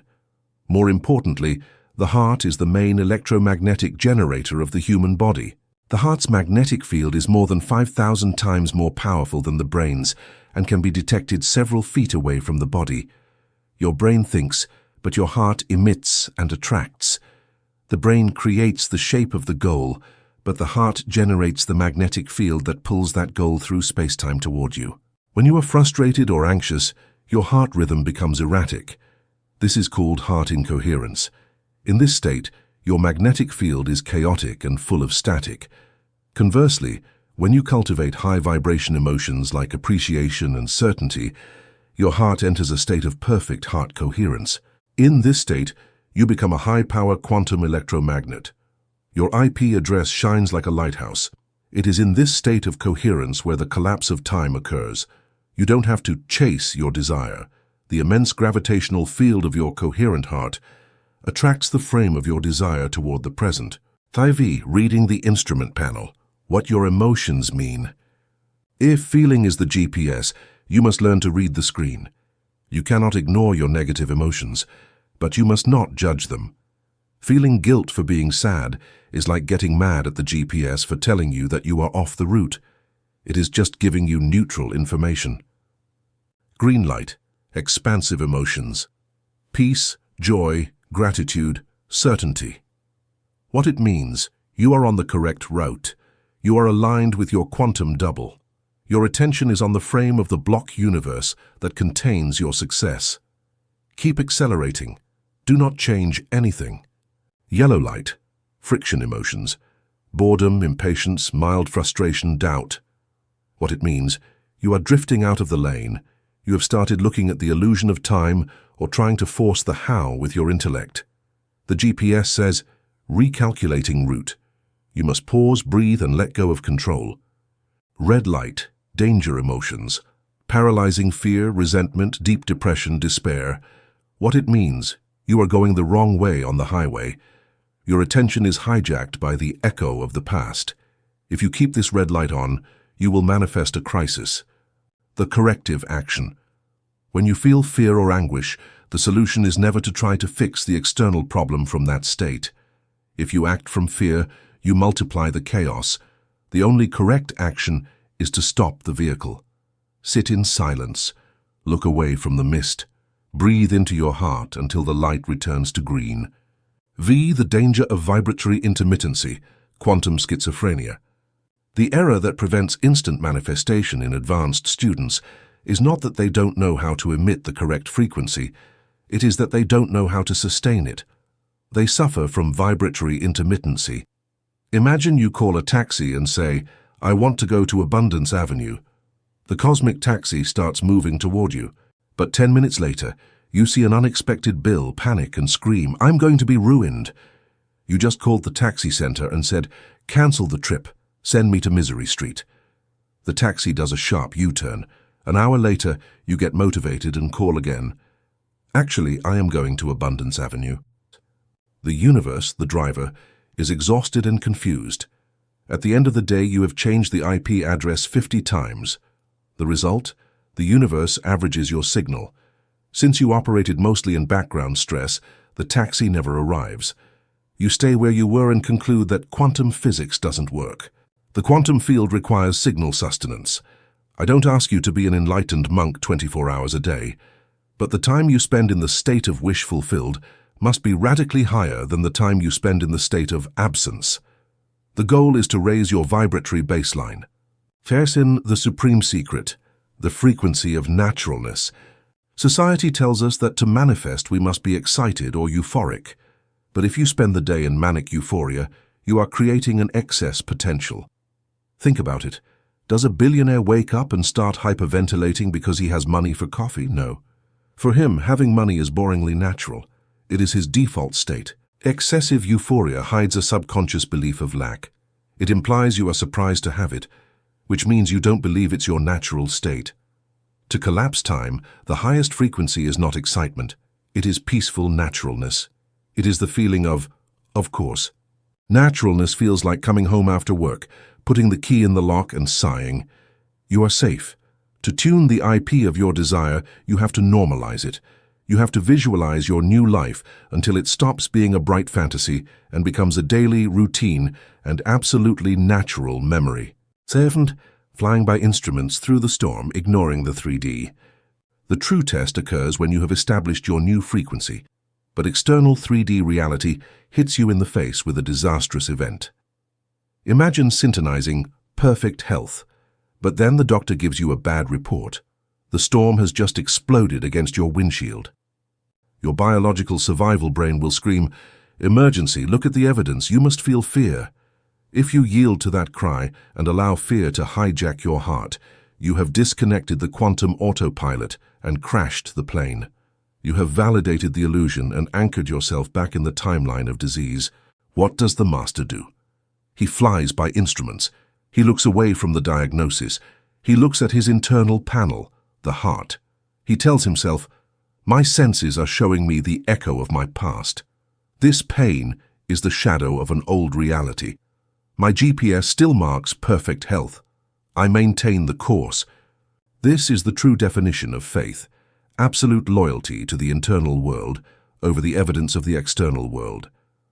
By doing this, you force the hand of the multiverse. If your magnetic heart remains immovable in abundance, the universe is forced to break the laws of physical probability. An error in the matrix occurs. Face the retuning ritual, the constant sonar. To ensure you don't get lost, you need an active radar. Just as a submarine emits a ping every few seconds, you must emit a vibratory ping throughout your day. We call this the 10-second radar. It is done in the middle of daily life, in line at the supermarket or before opening an email. The procedure. Stop. Physically stop for an instant, relax your shoulders. The diagnostic ping. Ask yourself, where am I parked right now? Scan your body. Do you feel contraction? Are you breathing shallowly? Do you feel rush or anxiety? Course correction. If you detect a signal of scarcity or fear, don't beat yourself up. Just say, recalculating, tuning. Take a deep breath. Exhale and let go of the sack of stones. Evoke your reverse memory. Inject the image of victory and feel it in your heart for exactly 10 seconds. Resumption. Feel the relief, the certainty that everything is under the control of the quantum double, and return to your physical task, but now operating from the new coordinate. If you do this ping 15 times a day, your vibratory baseline will skyrocket. You will become a walking fortress of coherence. Chapter 7. The Observer Effect, Collapsing the Wave Function. Imagine you are playing a state-of-the-art open-world video game. The map is immense. There are entire cities, mountains, oceans, and millions of characters. At first glance, it seems that this whole world exists solidly and simultaneously inside your console. But if you ask a programmer, they will reveal a fascinating optimization secret. The world does not exist behind your back. To save memory and processing power, The game's graphics engine only renders, draws, and solidifies the part of the map that your character is looking at in this precise instant. If you are in a room looking at the door, the wall behind you is not solid.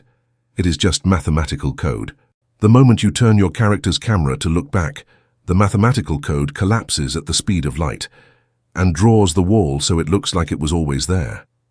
The virtual universe only becomes matter when you decide to observe it. For centuries, we believed the physical universe was different from that video game. But at the beginning of the 20th century, quantum physics examined the fundamental bricks of the universe and discovered that Newton was wrong. The physical universe works exactly like that graphics engine. Matter is not solid. Reality is a vast ocean of energy in a state of pure probability. It only solidifies when an observer looks at it. In this chapter, we will learn the exact mechanics of how your focused attention alters the atomic structure of your life. We will understand how, by observing your current reality the wrong way, you keep it trapped in a material prison, and how, by diverting your gaze, you can dissolve problems that seemed like reinforced concrete. Tear the crack in the matrix, the double-slit experiment. For your rational mind to accept that you have the literal power to solidify reality, you must know the most baffling scientific experiment in history, the double-slit experiment. Quantum physicists have been scratching their heads over it for 100 years, because it proves that matter has awareness of being watched. The experiment is simple. Scientists fire individual particles of matter, like electrons, through a plate with two vertical slits toward a detector screen behind it. If you fire small bullets of matter through two slits, you would expect to see two solid lines of impacts on the back screen. But electrons do something impossible. Instead of forming two lines, they form an interference pattern of multiple lines. This means the electron did not travel as a solid bullet. Before passing through the slits, the electron became a wave of probabilities. It passed through both slits at the same time, interfered with itself, and hit the screen everywhere at once. Perplexed, scientists decided to cheat. They placed a measuring device, an artificial eye, right at the slits to observe which slit each electron passed through, and this is where the matrix broke. The instant the observation device was turned on, the electron knew it was being watched. It immediately stopped being a wave. It condensed, became hard matter, and traveled like a normal bullet, forming only two lines. The irrefutable conclusion: the simple act of observing alters the behavior of matter. Without an observer, reality is a fog of infinite possibilities. In the presence of an observer, reality collapses into a single solid physical event. To Schrödinger's equation and the probability fog. To illustrate this phenomenon with the authority of pure science, physicist Erwin Schrödinger formulated an equation that describes this state of quantum fog before being observed. Mathematically, the wave function is expressed by a complex differential equation. Tasbari frek pc, amath bf adus naleft, and frek ablas tu. Vuis mandum math bf t ait. Puxi commath bf t d. In this equation, the symbol tropes daron, the Greek letter psi, represents the wave function. This describes a universe where all possible realities are in a state of superposition. Your millionaire version and your bankrupt version, your sick version and your healthy version, exist simultaneously within that wave function, but you experience only one hard 3D reality. Why? Because the wave function treatise is unstable before consciousness. The instant your human consciousness decides to pay attention to one of those possibilities, the equation breaks. All that quantum math collapses into a single physical point in space and time. Your current economic problem is not a divine punishment. It is literally the collapsed wave function of misery. And it collapsed because you observed it, measured it, got scared of it, and gave it the gravitational force of your consciousness. Third, attention is the chisel, the currency of the universe. Now we must redefine what observing means. In quantum terms, observing is granting attention and conscious focus. We live in a world that has understood this at a corporate level. Why do corporations invest billions in algorithms? They aren't seeking your money first, they are seeking your attention. This is called the attention economy. They know that the most valuable resource on Earth is the focus capacity of human consciousness. Whoever controls your attention controls which reality you are collapsing. If the media makes millions focus on fear and scarcity, they are hijacking your quantum rendering power. Attention is the currency of the universe. Where you put your attention, you put your life. Where you rest your sustained gaze, energy flows and matter gathers. When you spend 2 hours complaining about your boss, you are acting as the measuring device.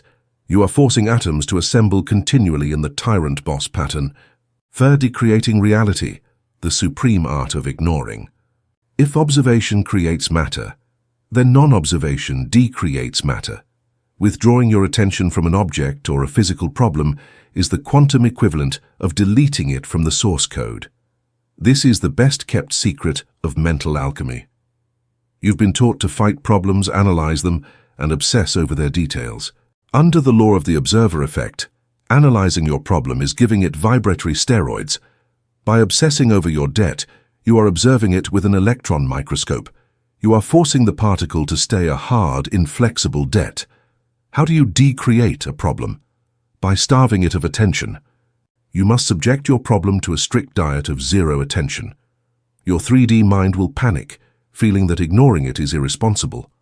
But the quantum master understands that the physical matter of that debt or tumor needs the electrical supply of their fear and observation to stay compacted. If the master cuts the supply by withdrawing emotional attention, the physical structure loses its integrity. It begins to return to its wave state, and a wave can be modified with a single new thought. This doesn't mean you don't take 3D actions, like paying a bill. It means you do it with divine indifference. You pay the bill like a robot, without emotion, without drama, without granting it a single gram of fear. You take your soul out of the action. As soon as it's done, you withdraw your consciousness and pose your fierce observation laser on the reverse memory of your success. Shadows disappear through lack of interest. The quantum Zeno effect, the micromanagement trap. There is a principle called the quantum Zeno effect.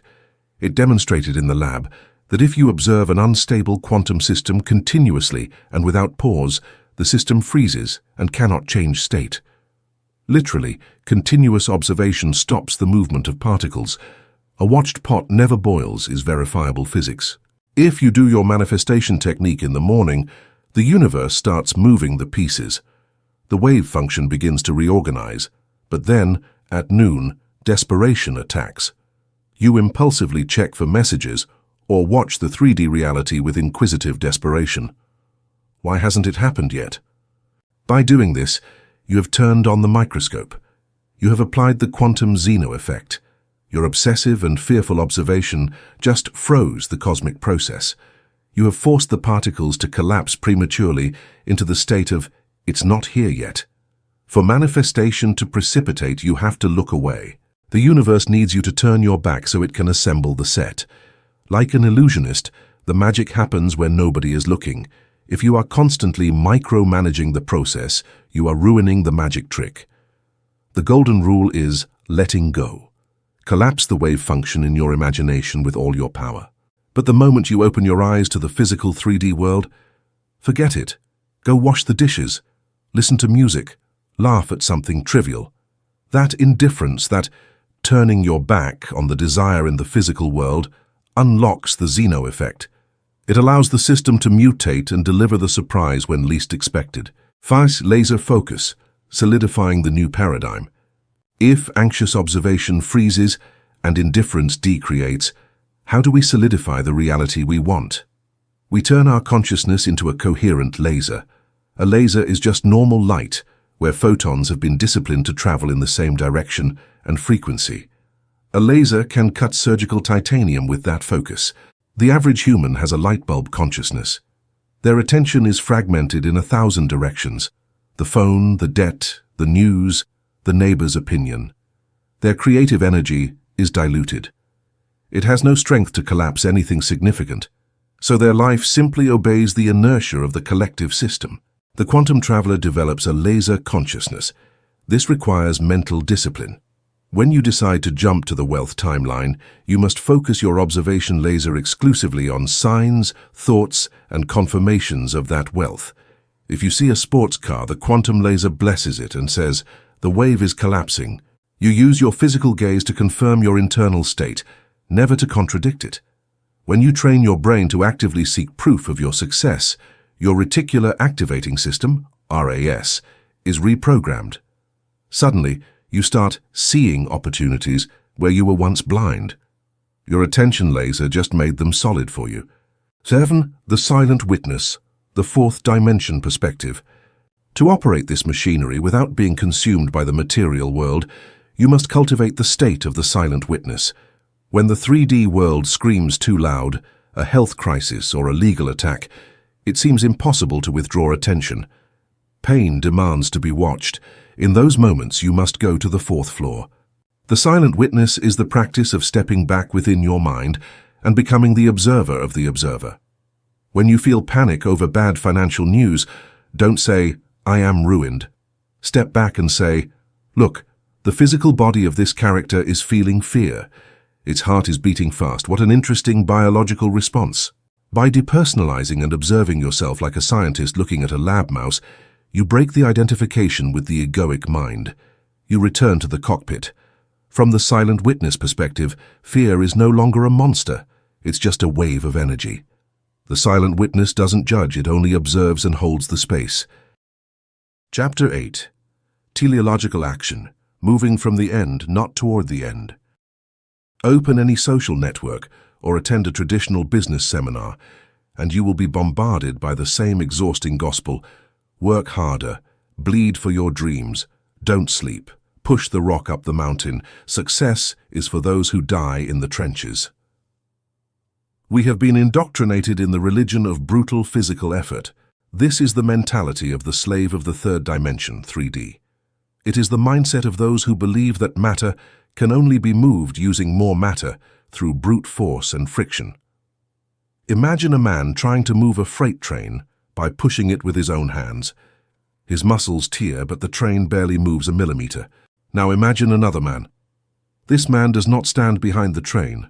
He walks calmly toward the locomotive, climbs into the cabin, turns on the magnetic engine, and lets an invisible, colossal force pull the entire train forward without him breaking a single drop of sweat. That man is the conscious creator. In previous chapters, you learned to start that magnetic engine. You collapsed the wave function, tuned your heart, and implanted the memory of your victory. The train is already in motion in the quantum field. But now the question arises, what do I do physically with my body today? Do I just sit on the sofa? The answer is a resounding no. Immobility is a fatal error of New Age dreamers. Your 3D body has to move, but the type of movement you will execute from today onward is diametrically opposed to that of the rest of humanity. You are not going to act to get something. You are going to act because you already have it. Causality versus teleology, the push versus the pull. To transform how you act, we must first understand two fundamental concepts: causality and teleology. Linear causality dictates that the past pushes the present and the present pushes the future. Acting under causality means your actions are born from your state of current lack, hoping to provoke a future effect. Causal example: I am poor. Cause: therefore I will work 16 hours a day at something I hate. Action: so that one day I will stop being poor. Effect: the energy behind this is desperation. It is heavy and full of friction. If you act from poverty, the universe only receives the signature of poverty, cancelling your efforts. The word teleology comes from the Greek telos, meaning end or ultimate purpose. In a teleological model, the future pulls the present. The cause is not in the past pushing, the cause is in the end attracting. Acting teleologically means your actions are born from the certainty of the end, not the desire to reach it. Teleological example: I am a successful and abundant entrepreneur, the assumed end. Therefore today I sit at my desk and write an email to a client, not to try to be successful, but because writing emails with excellence is the nature of an entrepreneur who is already successful. Action. Do you notice the difference in voltage? In the first, you act toward the end. In the second, you act from the end. When you act from the end, you remove all pressure from the physical action. Since you know the war is already won, every small battle becomes a fluid game, not a matter of life or death. Terse inspired action, the zero friction movement. When you collapse the wave function of your desire in 4D, an electromagnetic bridge is created between your current position and your goal. We call this the bridge of incidence. Your only physical job is to walk across that bridge, but you will not cross it running blind with fear. You will cross it through inspired action. Inspired action is not planned on an Excel spreadsheet with anxiety. It is an irresistible impulse that is born in the body. It is your quantum double moving your physical muscles like a divine puppet. It feels like a primary instinct. Suddenly, you feel the need to go to a specific cafe or rewrite your resume in a strange way. When you execute inspired action, you experience flow. Physical time seems to disappear. You don't feel tired. You are being pulled by the gravitational force of the telos, your fulfilled end. You are surfing a quantum wave, not swimming against the current. If you feel you are forcing things, stop immediately. Chronic exhaustion is the universe's alarm telling you, you have returned to causal action. You have forgotten the end. You are trying to change the mirror with your hands. Stop, breathe, return to reverse memory, restore heart coherence. Only when you feel the certainty again, return to the task. Third, the wardrobe of the end, the neurology of assumption. Moving from the end must translate into your physiology. The body is the anchor of the 3D world. If you assume you are a king in your mind, but your body walks hunched over like a frightened beggar, you create electromagnetic dissonance. The body will eventually drag the mind back into misery. To apply teleological action, you must embody the neurology of assumption. Ask yourself, how does the me who has already manifested success move, breathe, and speak? A sovereign does not hide. Their shoulders are back, and their chest is open, exposing the magnetic heart center without fear. Regarding rhythm, desperate people walk and talk fast. They are in a constant state of fight or flight, trying to reach the future. The conscious creator moves with majestic slowness. They are not in a hurry because they are already at the finish line. Master the art of walking without urgency. Urgency is the vibration of poverty. Embodying the physiology of the end is an act of quantum alignment. You're using your physical body as a receiving antenna to block old frequencies and force the universe to treat you according to your new posture. If you walk like a king, the universe will send the tailors and the ambassadors to meet you.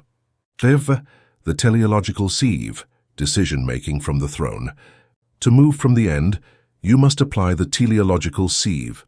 Before making any decision, pause and invoke the perspective of the final frame. The golden question is, what would my future self, who already has 10 million in the bank and absolute peace, do in this exact situation? Old causal response. You get a message from a toxic client. You are afraid of not making ends meet. You panic. You swallow your pride, give a discount, and work frustrated, validating scarcity. Teleological response. You stop. You ask, what would the me who bills 100,000 a month do? That me would not tolerate disrespect because their time is gold. That me would respond with cold politeness. My rates are non-negotiable. I wish you the best, and delete the contact. When you act as the rich self, you feel a physical terror for a few seconds. The ego thinks you have committed financial suicide, but you just collapse the wave function of authority. You scream to the quantum field, I have abandoned the lane of scarcity. The universe will open a vacuum, and almost immediately, a new, respectful client willing to pay double will fill it. Your physical decisions are the notary seal of your invisible assumptions. Moving from the end implies raising your 3D standard today. If you can only afford one coffee, go to the best cafe in the city, sit in the best chair, and drink that single coffee as if you were the owner of the building. The concept of wu-wei and doing without doing. 2,500 years ago, Lao Tzu codified the secret of teleological action as wu-wei. It is commonly translated as non-action or doing without doing. This does not mean doing nothing. It means doing nothing that goes against the current of the Tao, the quantum order. It is action perfectly aligned with circumstances. Observe the water of a river. The water does not struggle to reach the sea. If it meets a rock, does it get depressed and hit the rock with brute force? No. It applies wu-wei. It yields, divides, flows smoothly around it, and reunites on the other side. Over time, the water's constant softness will polish the rock. When you move from the end, you become the water. The sea of your manifestation is already calling you. When you face a physical obstacle, do not fight it from anger. Accept it as part of the 3D landscape. Flow around it. The universe will use that apparent defeat to divert you toward an even faster course. The master of teleological action does a lot in the physical plane, writes books, founds companies. But from inside, it feels as if they are doing nothing. They feel that life is doing them. They are the silent witness, observing how their body is used by the divinity to paint a perfect picture. Thus, anticipated gratitude as a physical accelerator. There is one last type of action. Anticipated manifested gratitude. We are taught to say thank you after receiving a gift. That is causal gratitude. The quantum traveler says thank you before their physical eyes see the gift. That is teleological gratitude. It is the confirmation that the wave function has collapsed. If you are moving from the end, how does that gratitude translate into 3D today? Prepare the physical space. If you are manifesting a partner, you can't sleep in the exact center of the bed. Teleological action is emptying half the drawers. You are creating a physical vacuum that the universe is forced to fill. If manifesting prosperity, clean your house and throw away old clothes. You cannot put new wine, abundance, into broken wineskins, scarcity. Premature celebration. Do not wait for the signing day to uncork the bottle. Buy it today. Toast today for the success of the project. The brain then closes the circuit of reverse memory. 7th, the collapse of the finish line, the eternal present. The final paradox is that by moving from the end, the concept of a finish line disintegrates. The human ego always postpones happiness for after crossing that line. But if you have already assumed the goal, if you already walk and breathe as the king, happiness is no longer a distant trophy. Happiness and abundance become the pavement you step on in every part of your journey. The path and the destination merge into one. The future folds over the present. You are no longer traveling toward abundance, you are walking in abundance. When you reach this zero friction state, the inevitable happens. Physical manifestation precipitates upon your head like an avalanche. It arrives with a speed that scares the uninitiated. Money knocks on your door. Health is restored overnight. And you? You will smile slightly. You will not jump hysterically. You will smile with the peace of one who opens a package they already knew was coming. Chapter 9. Glitches in the Matrix, Signs that Time has Broken. Every software engineer or video game programmer knows the concept of a glitch. A glitch is not a destructive virus or a fatal failure that shuts down the system. It is a processing error, a temporal anomaly. It is that moment in a game where a character walks through a solid wall, or where a car floats in the air for a second. Glitches occur when the processor is overloaded, when the player makes a movement that the code did not anticipate, or when the rendering engine is not fast enough to draw the stage in real time. The 3D universe you inhabit operates under mathematical principles and information processing similar to a high-resolution virtual environment. As we have learned, this physical matrix is dense. It has inertia. It is programmed to maintain the illusion of continuity, logic, gravity, and linear time. It is designed to make you believe it is absolutely real and solid.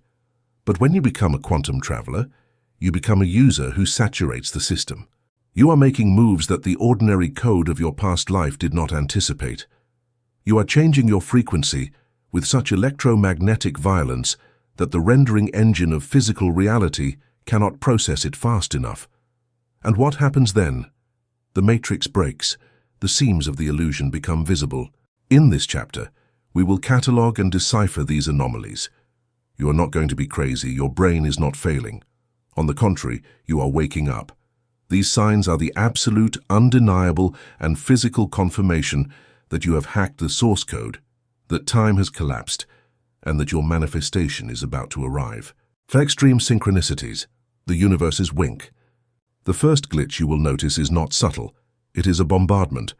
The Swiss psychiatrist Carl Jung coined the term synchronicity to describe meaningful coincidences that have no logical cause and effect relationship, but a deep connection of meaning. The quantum traveler calls this quantum causality. When you take the timeline jump, the barrier between your internal mind and the external world becomes porous. You think of a childhood friend you haven't heard from in 20 years, and 10 seconds later, your phone rings, and it is him. This is the matrix adapting physical elements to reflect your new internal frequency. You are looking for an answer to a business problem. You walk into a cafe, and two strangers are talking exactly about the technical solution you needed, using the exact words you had in mind. This is not your brain searching for patterns. It is the universe winking at you. It is saying, I see you, the web is weaving itself. 'Tis the quantum déjà vu effect, treading your own footprints. We have all experienced a déjà vu, that dizzying feeling of I have lived this before despite being in a new place. For the conscious creator, déjà vu is an intersection of timelines. Remember when you installed the reverse memory. When you imagined your success with sensory detail, you established a coordinate in the quantum field. Weeks later, as you walk physically through your life, you suddenly reach that same intersection or conversation you fabricated in your mind. The déjà vu you feel is the exact moment when the timeline of your physical body has just collided and merged with the timeline of your quantum mind. You are treading on your own footprints, the tracks that you yourself left in the future when you traveled there with your imagination. When you feel a powerful déjà vu, do not ignore it. Stop for a second, smile internally, and decree, I have reached the coordinate. The collapse is imminent. It is the maximum confirmation. Third, the elasticity of time, Chronos versus Kairos.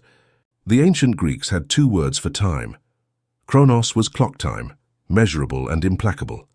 Kairos was God's time, the opportune moment where miracles happen in a blink. When you break the matrix, you enter Kairos. The physical symptom of this is that time begins to behave like elastic gum. Time compression, the fast jump.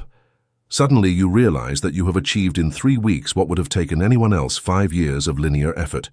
You meet someone, sign a deal, and the product is launched with dizzying fluidity. Time compressed because you removed the subconscious resistance. Time dilation, the flow state.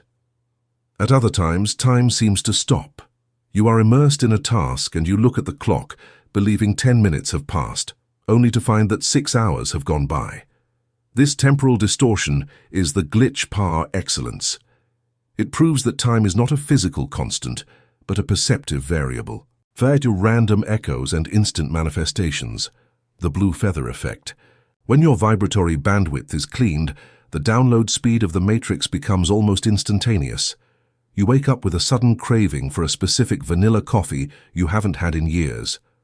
15 minutes later, a coworker enters the office and puts exactly that coffee on your desk, saying, I felt the urge to bring you this. Richard Bach taught his readers to test this by manifesting a blue feather. Why do these small things manifest in minutes, while the $1 million seems to take longer? The answer is the absence of importance, zero friction. You have no psychological resistance to a coffee. Your ego does not feel threatened by it. Therefore, the wave function of the coffee collapses instantly. These minor glitches are the training ground of the universe.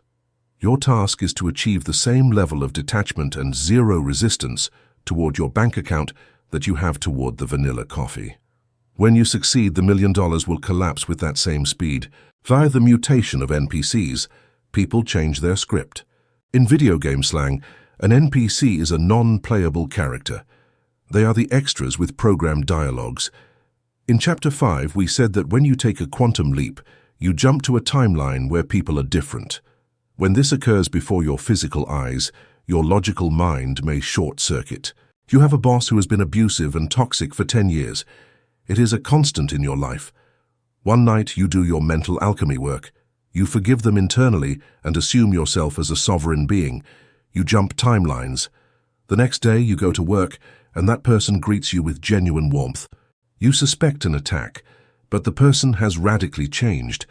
If you try to remind them of the conflict from a week ago, they look at you strangely and say, I never said that. I have always valued you. And they aren't lying. In the new timeline, that hurtful conversation never happened. You have shifted to timeline B. The Matrix has rewritten the character's code to fit the new story where you are the sovereign protagonist. When you see this happen, do not look for human psychological logic. Accept it with grace and do not look back. First, the personal Mandela effect, appearance and disappearance of objects. The Mandela effect is a global phenomenon where masses remember events differently than they are recorded. But you will experience the personal Mandela effect at a micro level. It is the direct manipulation of inert matter around you. You leave your keys on the table. You are 100% sure. 1 minute later, they are gone. You look desperately. Turn the house upside down. Nothing. You relax, let go of the frustration, return an hour later, and the keys are exactly in the center of the table. You find objects in your drawers that you positively know you had thrown away years ago. Matter is not as solid as you think. It is a dense hologram. When you fluctuate vibratorily at high speed, the props of your stage sometimes do not load correctly or cross with those of an adjacent timeline. Do not be afraid. There are no ghosts. It is simply you, shaking the foundations of the set with your energy. Smile at the glitch and move forward. 7. The paradox of imminent destruction, the Tower effect. In the tarot there is a card called the Tower. It shows a building struck by lightning and people falling. It represents the sudden destruction of old structures. When you claim a high-frequency reality, the Matrix must destroy the old structure to build the new one. The problem is that destruction occurs just before manifestation. Imagine you assume with total faith the arrival of the love of your life. The next week your computer breaks, your landlord evicts you, and you sprain an ankle. Total chaos breaks out. The beginner falls to his knees and curses. By reacting this way, he stops the demolition halfway and returns to the old timeline. The master knows how to read this glitch. He understands the physics of the vacuum. For the universe to deliver the mansion, it must evict you from the shack you were attached to. Chaos is simply order that you have not yet understood.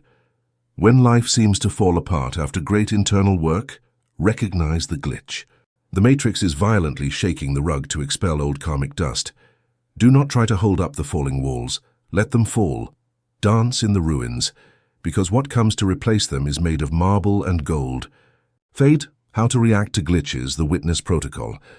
What should you do physically and mentally when the Matrix breaks before your eyes? There is a strict protocol to avoid interrupting the quantum flow. Do not freak out. Internal silence.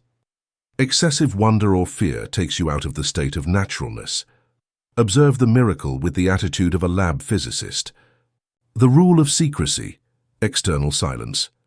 This is a fatal error. You see a spectacular glitch and run to tell your partner or post it on Instagram. Your 3D relatives will look at you with skepticism.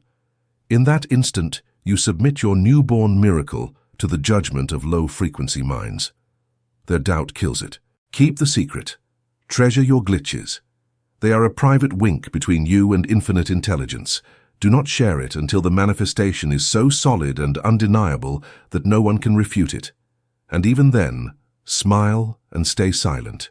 Recognition. Validate the system.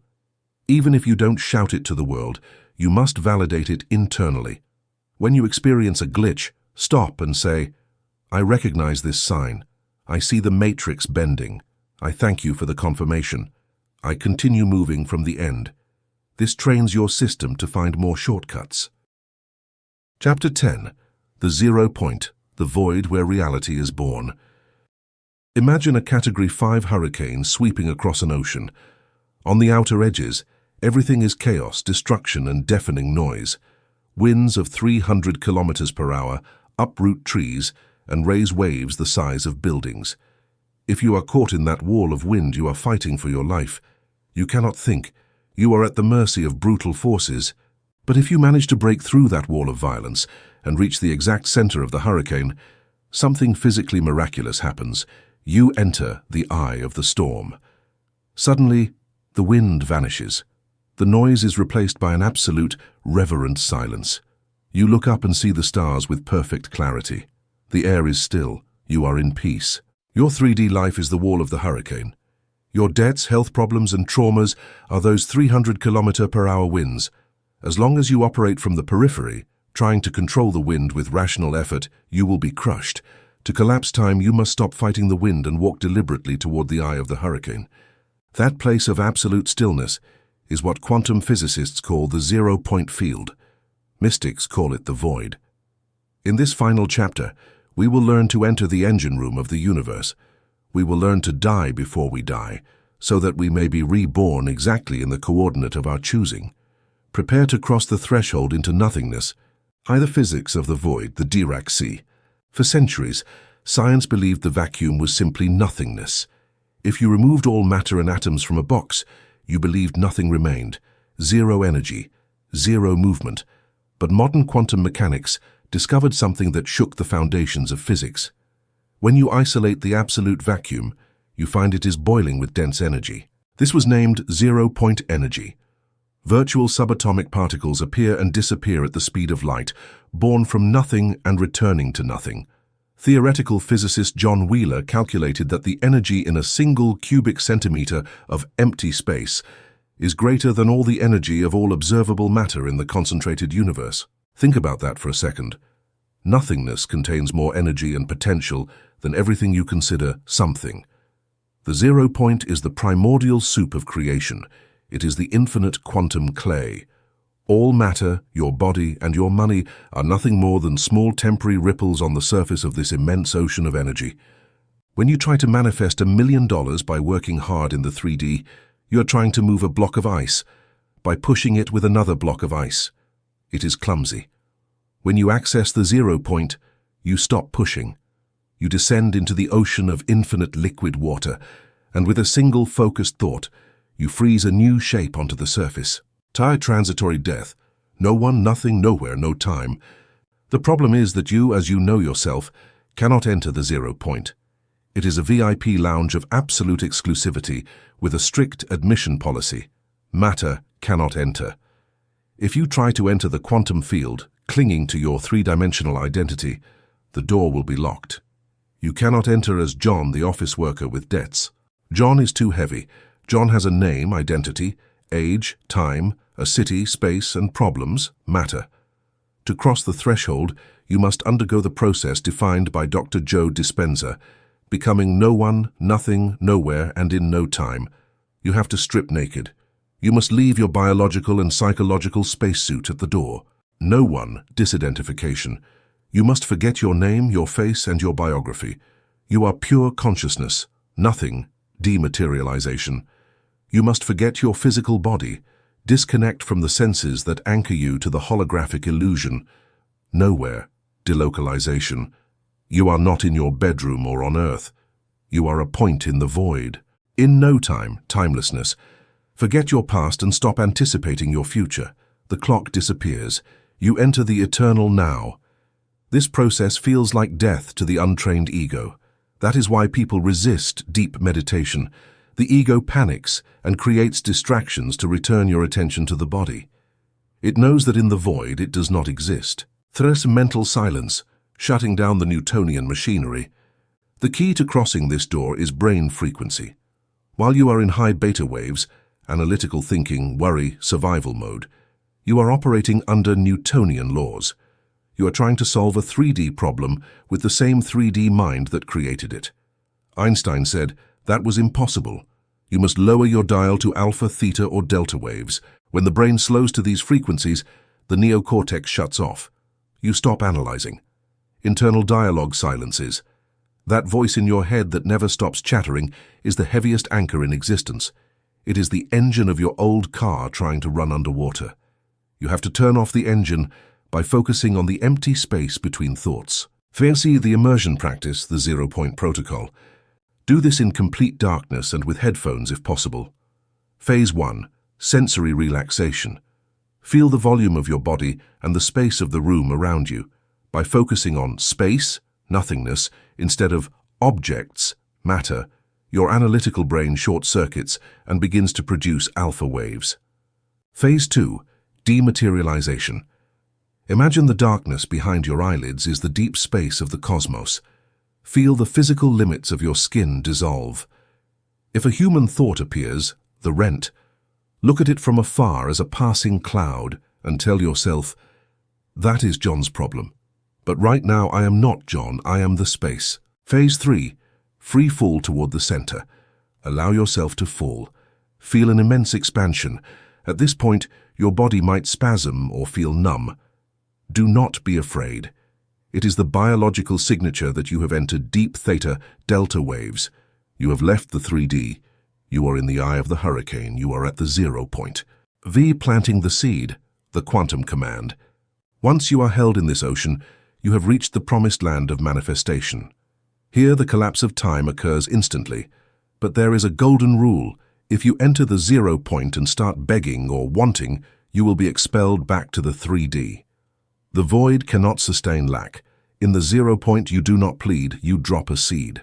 Imagine a lake of black, perfect, motionless water. That is the 0 point. Your intention is a heavy golden marble. Invoke the image of your ideal life, the reverse memory. Feel the serene gratitude that it is already a reality, and drop the marble into the center of the lake. Plop, feel it break the surface. Observe the concentric ripples expanding from the center. They travel and alter the entire cosmic lake. You don't have to shout. You drop the quantum command. This is my new coordinate. This is my new destiny. It is done. Stay in that gratitude, knowing that infinite intelligence has taken charge. The how is no longer your concern. V. The paradox of absolute surrender. Winning by surrendering. To obtain everything, you have to let go of everything. Instant manifestation does not happen when you grab your desire with iron fists. It happens when you surrender so deeply to the present moment that you literally no longer care if you get the $1 million or not. When you don't need the manifestation to be happy, it must appear. In the 0 point, you are so full of the divine that the sports car or the perfect partner seems trivial compared to the majesty of the void.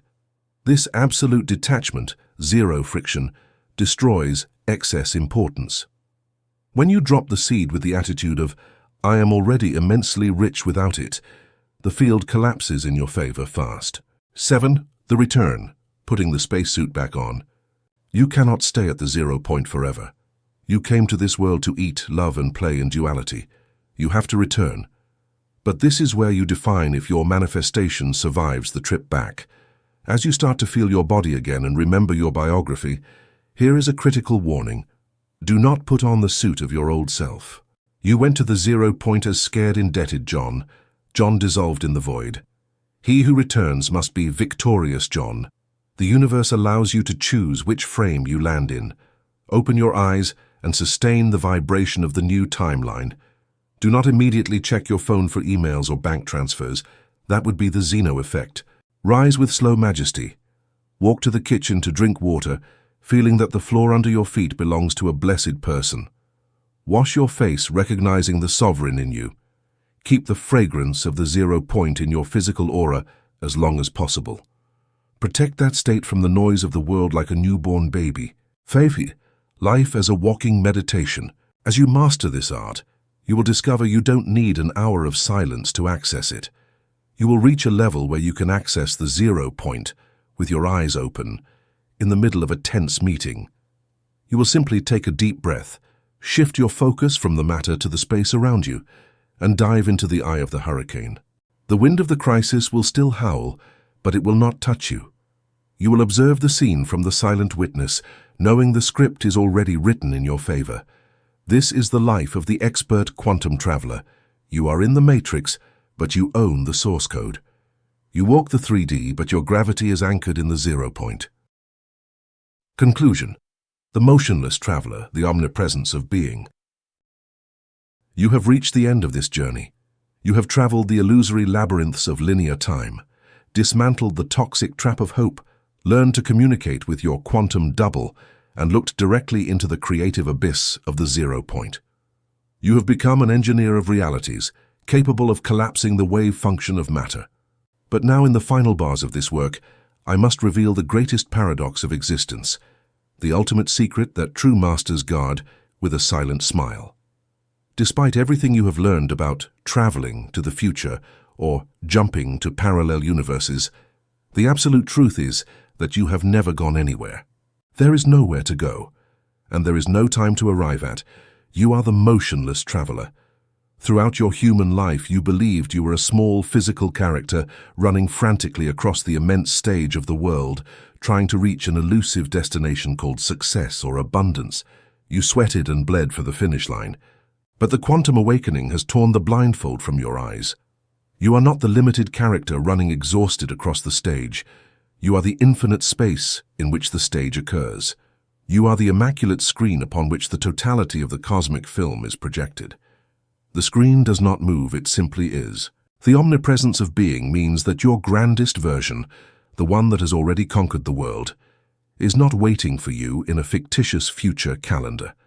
It is breathing through you, exactly where you are sitting right now, waiting for you to take off the costume of lack. You do not have to travel through years to get it. You only have to anchor yourself in the absolute certainty of your magnetic heart, emit the frequency of naturalness, and allow time and space to fold toward you. You remain motionless in your majesty, and it is the vast multiverse that turns, twists, and violently reorganizes its atomic particles to bring the new set under your feet. The agonizing wait is over forever. Chronos, the man-devouring titan, has died of starvation. From today on, forbid yourself from ever uttering the words, someday. Someday is the frozen cemetery where amnesiac gods lie. The conscious creator only knows, inhabits and masters a single cosmic coordinate, here and now. Turn off this audio. Open your eyes to the three-dimensional world and never be deceived again by the dense slowness of material forms. Walk out into the street knowing that you carry the entire infinite compressed in your chest. You are no longer a victim subject to the clock. You are the massive singularity that collapses it. The block universe is at your entire disposal. The infinite variants wait in silence for your orders. Take a deep breath, smile at the majesty of the game, and simply assume your throne. The collapse of time is complete. You are home. You are free.